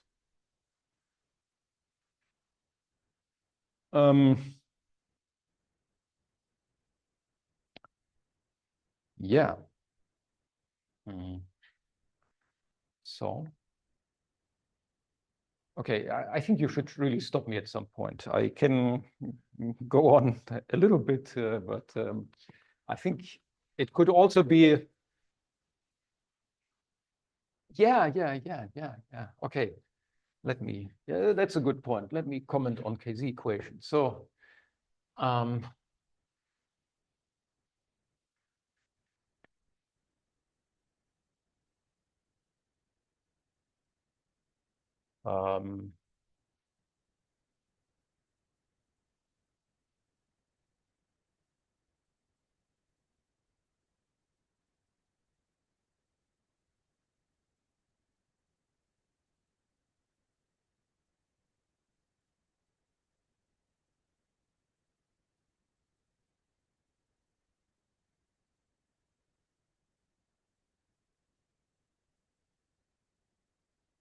so there's this equation here.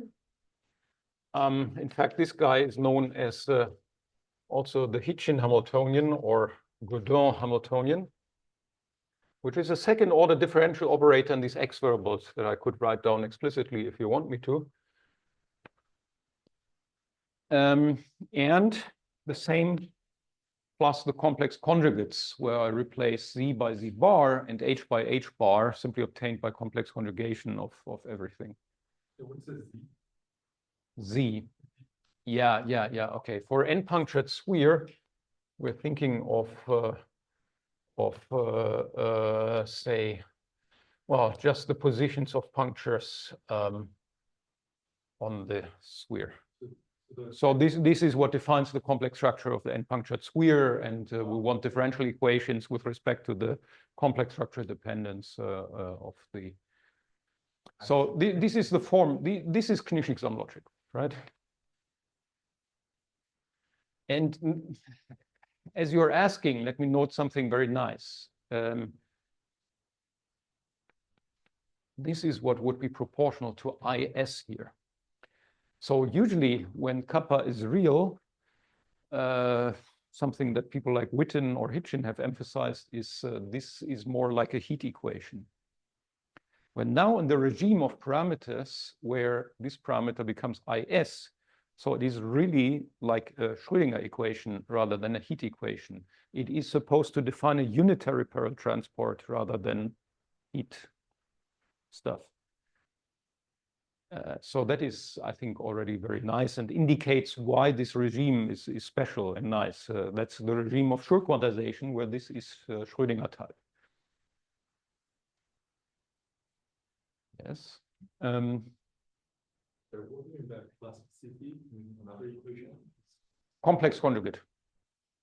So I want to emphasize that this is not a holomorphic story, but we're talking about things which depend real analytically both on X and X bar as well as Z and Z bars.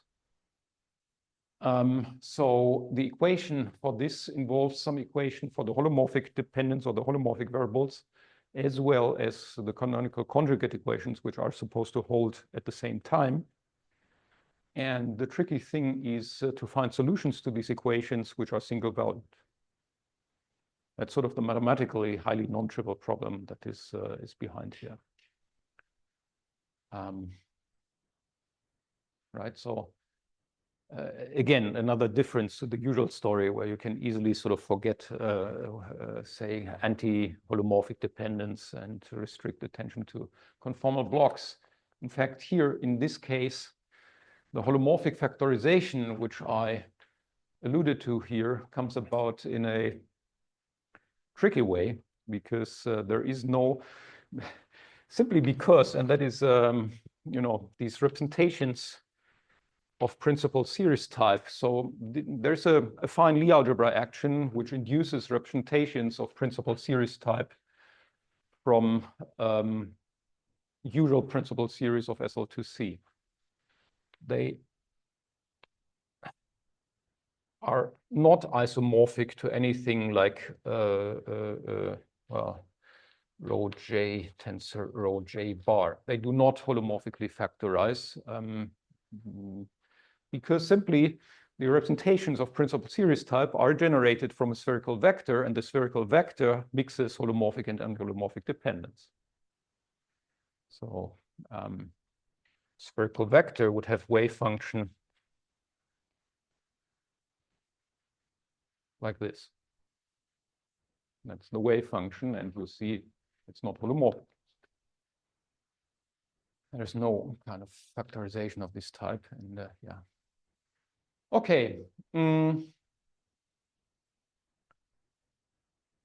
As I said, if you want me to 15 minutes for analytic Langlands, but I could also stop because I told you a lot. And Well, I think sorry, you're jet lag, so you're tired. oh, I'm okay. Actually, I slept surprisingly well last night. Good. So KZ, maybe we've seen. Although, yeah. What I want to mention before I start is what would be these guys? Well, claim is these would be expectation values in H3 plus Westman-Witten of the Linde line operators. There is a, okay, how to define them and so on is some CFT business. You insert degenerate fields, pairs of degenerate fields, you perform analytic continuation along closed cycles, you re-annihilate, and this defines some non-trivial action on conformal blocks. And you can generalize this to non-holomorphic objects like correlation functions as well. So these things here, I mean, it's a generalization of the usual partition functions that simply CFT technology allows us to define. It would correspond, for example, here, the Wilson line would correspond to inserting something like a cosine hyperbolic of, no, maybe cosine of 2j plus 1 in this term. So that, for example, is a modified correlation function, which we can define, which would, so this would then be sort of the expectation value of a Wilson line along, corresponding to this cycle on the four-punctured square. So anyway, I really here don't want to go much into more details. There's a CFT technology to associating modified correlation functions to the choice of a representation of SL2 and a curve on the surface. So it's the same, I mean, the same labels as was labeling Skeins label the Linde line operators. That's a basic observation to keep in mind. So the Westman-Witten model substitute this demonstrators. And what is H3 plus? Where should I picture? Yeah. Geometry? Oh, well, okay, so it's a sigma model, right? And the target is a hyperbolic free space that is, well, you can represent it by 2 by 2 Hermitian matrices H. So it's a symmetric space on which SL2C acts. A popular model is basically as upper half space. So you can think of it as being, say, a complex plane C across a half line with some metric on it, which blows up at the boundary of this half line. So it's kind of the three-dimensional version of Poincaré metric on the upper half plane, but now it's the upper half space. Sorry, the upper half space, I should have said. That this is a model of H3. So the choice of the algebra when it goes to the model for the choice. Yeah, the Lie algebra, which is underlying that, is it's also SL2, but here it's if you're careful about real forms, right? It is SL2C considered as a real algebra. However, of course, as a complexified, if you complexify that, right, then this is well known to give 2 copies of SL2. And this is related to basically this holomorphic factorization here. So basically, this is acting on X variables, and this would be acting on X bar variables. So you can, in particular, for example, represent the conditions for SL2 invariance of this partition function in terms of differential operators with respect to X variables. And then you have holomorphic equations basically from that SL2 and anti-holomorphic equations from that SL2 reflecting this splitting here. But yeah, let me stress, this is not the splitting of this real algebra, but of its complexification. And that is related to why, indeed, the story of, I mean, why things like principal series do not factorize into something left, something holomorphic times something anti-holomorphic.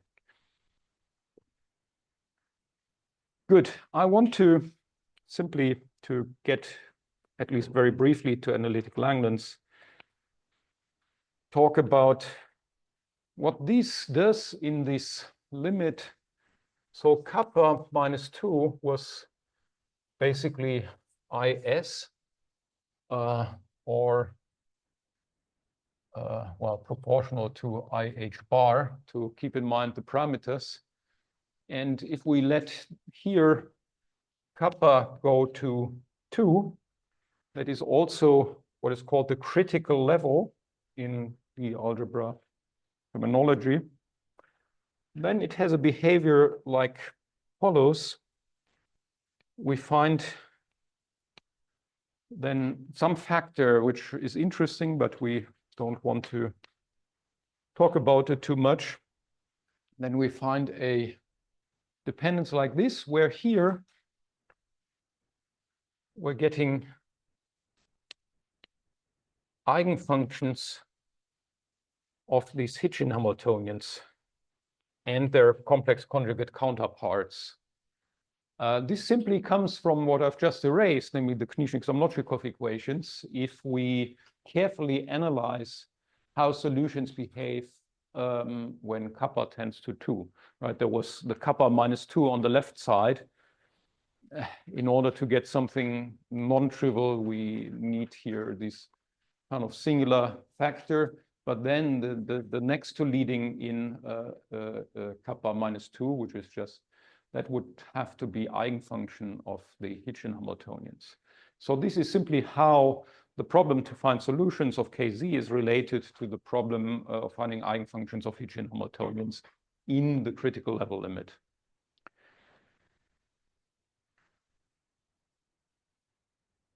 What is the HR part? These are the quantum Hitchin, or for genus 0, we would refer to Godin Hamiltonians. The Kz equation itself is really good, right? One for one multiplication and a bar, right? Yes, yes. So really, we're always.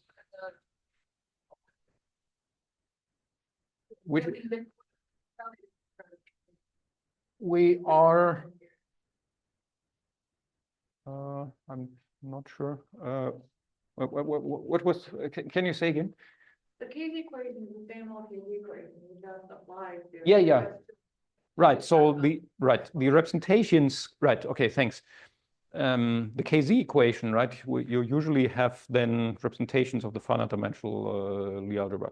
These are now replaced by representations of the Lie algebra SL2, where, for example, we have by differential operators. So these are then on some infinite dimensional spaces of functions of Verville's X. And that pretty much defines, I guess, the principal series. That is the principal series. Not necessarily so. This here is just something. I mean, this doesn't specify which space of functions you are seeking solutions in. So the restriction to principal series has to do with the analytic properties or single valuedness properties that you require the solutions to have. Right? If you do not impose, so for example, you could talk about polynomial solutions. In that case, you would be back to what you studied, the finite dimensional representations. If you allow non-polynomial solutions, which generically we don't know very much, but we know a little bit about those solutions which satisfy, for example, single valuedness, which are those that we're talking about here.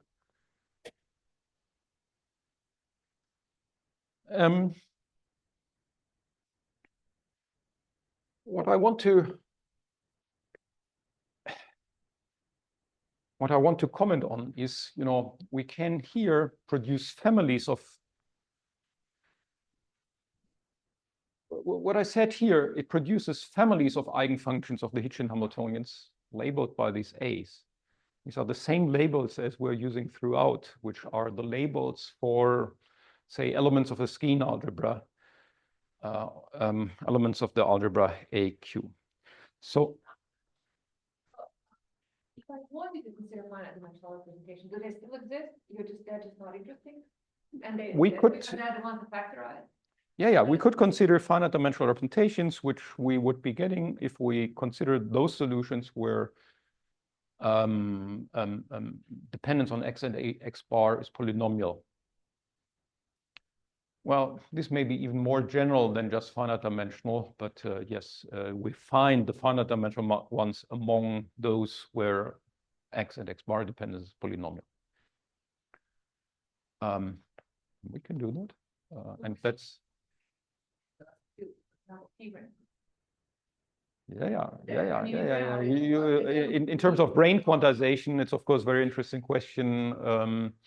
Which brains give which representation and so on. And here I'm just advertising. There are some interesting ones that have not yet been so much studied. So.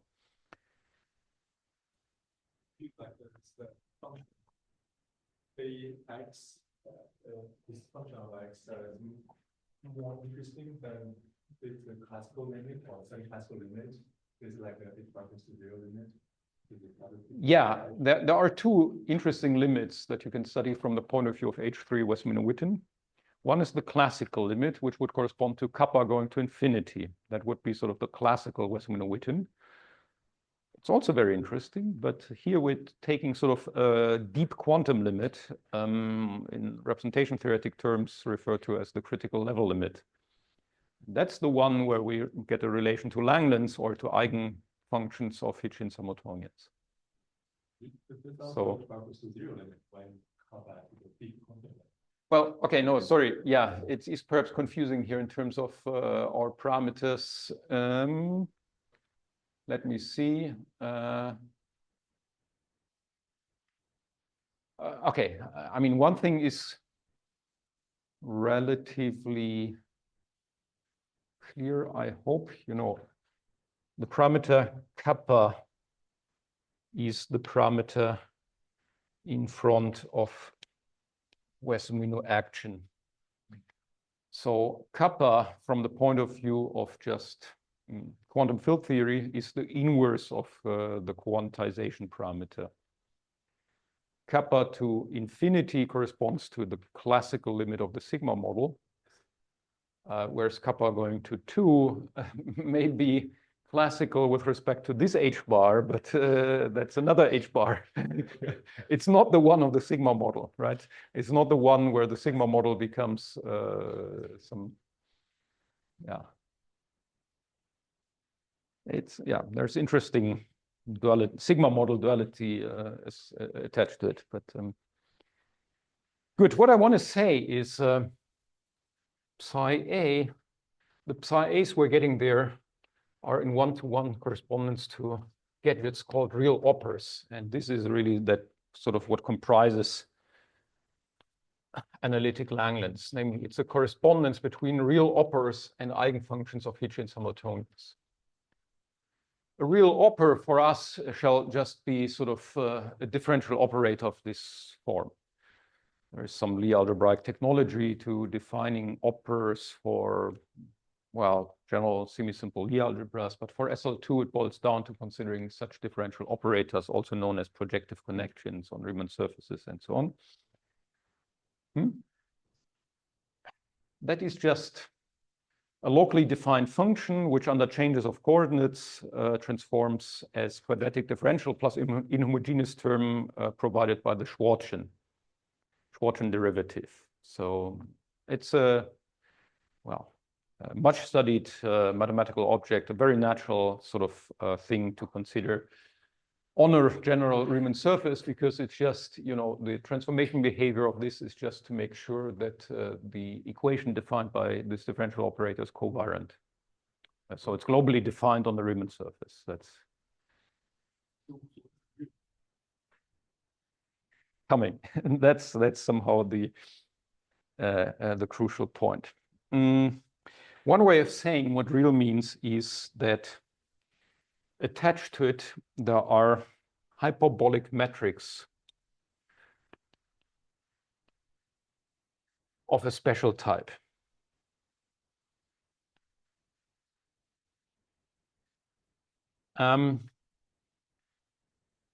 Well, real means, in particular, which is sort of the condition for such a thing to make any sense at all and defining a hyperbolic metric,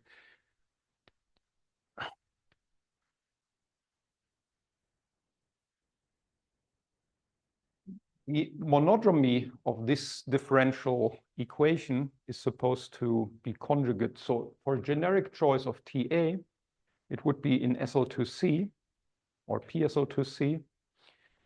It is real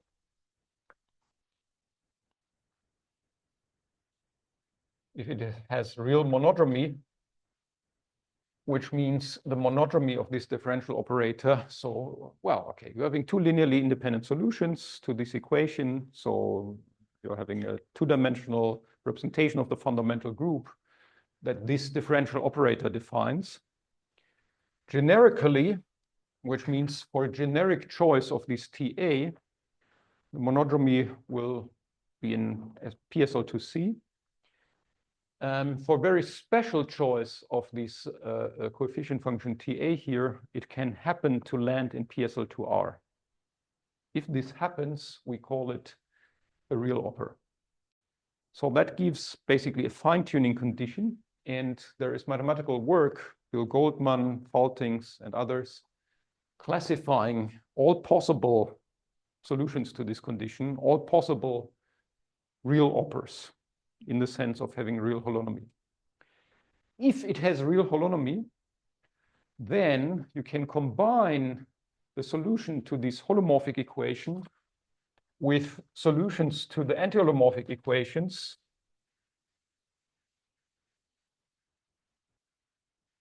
in such a way to find something that is single valued on the Riemann surface, such that this thing here makes sense. Oh, there's a square missing. And it's an elementary exercise to check that if the chi satisfies these differential equations, then this here is locally a constant negative curvature metric. You may have learned that there's uniformization, so there's only one for a fixed complex structure uniformizing metric. That is true if you want it to be everywhere non-singular. Now, I'm claiming here there is a whole infinite discrete family of such hyperbolic metrics labeled by A. Well, it is only possible if I allow certain singularities. And the point is, I had here A related by a representation and a curve gamma. If maybe here, maybe now color is helpful. If this is gamma, and for SO2, this is, say, n times, well, 1/2 times n, then this metric will have n singularities, n singularity lines like that.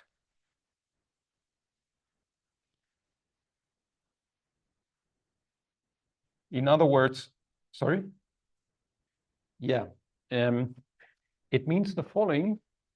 It means that locally, well,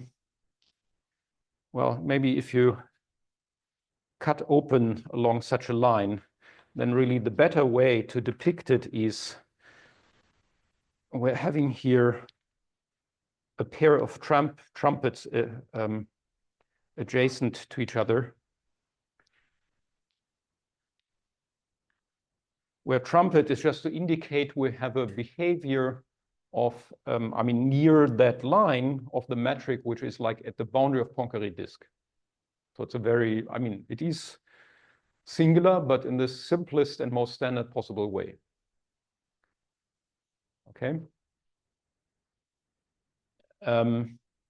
So I'm claiming, I mean, hereby I've basically specified a dictionary between the labels here of our skeins and certain class of singular metrics, where basically this the label of the skein counts the number of singularity lines as well as which curve they're isotopic to. That's a simple closed curve. Yeah, we're considering only simple closed curves. And the claim is this is all. That is, the classification of this here, so the name of the game is half integer measured laminations. These are in one-to-one correspondence to skeins, classified like this, but they're also in one-to-one correspondence to real operas. And furthermore, they're in one-to-one correspondence to the solutions to the Hitchin eigenvalue equations. And that's sort of what following, well, some proposal of myself and then in improved form by Ittinger, Frenkel, and Kashtan is called analytic Langlands. So it's a correspondence between real operas, basically a one-to-one, and here eigenfunctions of Hitchin Hamiltonians, which satisfy the two crucial properties, maybe here I and double I, One is they're single valued on Bungie. That was my proposal to study this problem. And then it is considerably deepened by imposing a second condition, which is square integrability, which is, of course, what you really want for an honest spectral problem to have square integrability with respect to the natural measure. And the natural measure is just this L2, the measure on the L2 space of half densities. So when S is 0, then it's just, you're considering just solutions of the eigenvalue problem for Hitchins Hamiltonians in the bundle of half densities. And that is, of course, a kind of non-trivial, I mean, very non-trivial mathematical claim to make that, you know, the solutions to this problem here, which is a natural, very natural, I mean, it's the most natural actual spectral problem that in the quantization of the Hitchins system you can consider, really canonically defined, basically, because you don't need to make any extra choices. Half densities come for free and stuff. So the solution to this spectral problem has a classification or dual description in terms of a very nice geometric mathematical problem.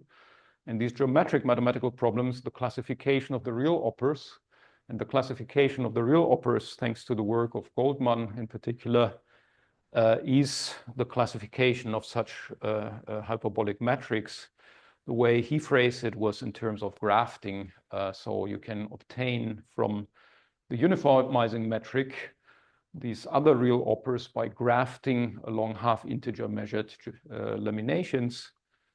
And this is a complete classification according to Goldman, and somehow this analytic Langlands relates it then to the eigenvalue problem for the Hitchin Hamiltonians. So this is the story was like for SL2, but you are saying this is generalizes. Well, this story is for SL2 to begin with. You can dream of generalizations, but they are not yet studied really in detail. It's not quite, yeah, you can start speculating.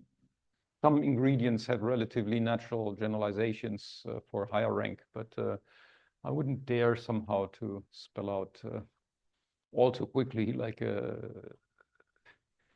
higher rank generalization here and now.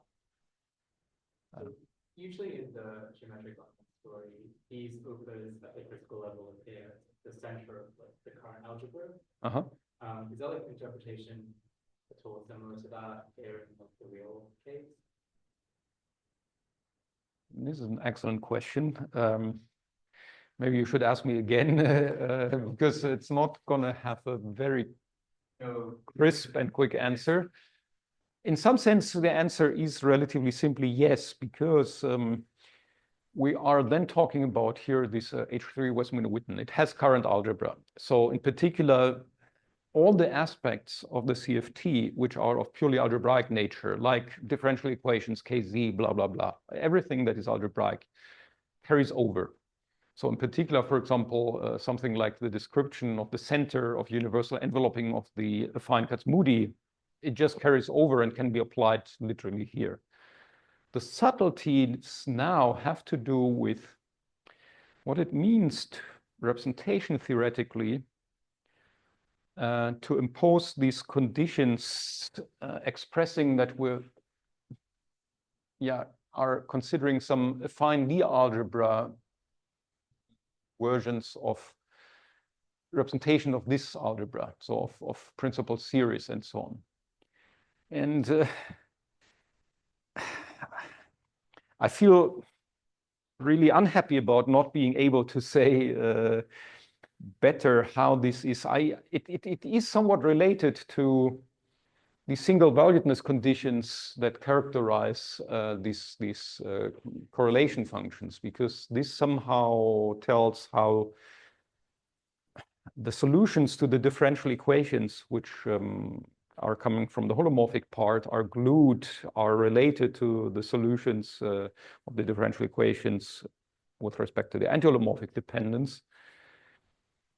But to describe it somehow in a precise representation theoretic way, I simply can't yet quite do well. I mean, it in a sense smells like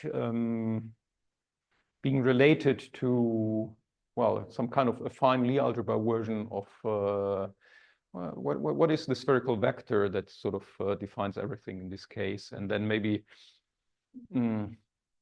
anyway, no, I'm not saying it well, but it ought to be, there ought to be something, and I think it's must be within reach now, but it hasn't been really fully spelled out.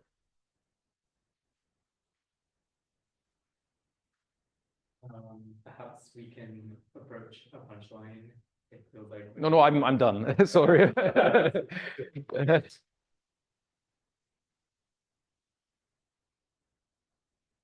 Because, yeah, you know, here with this, I think we have made a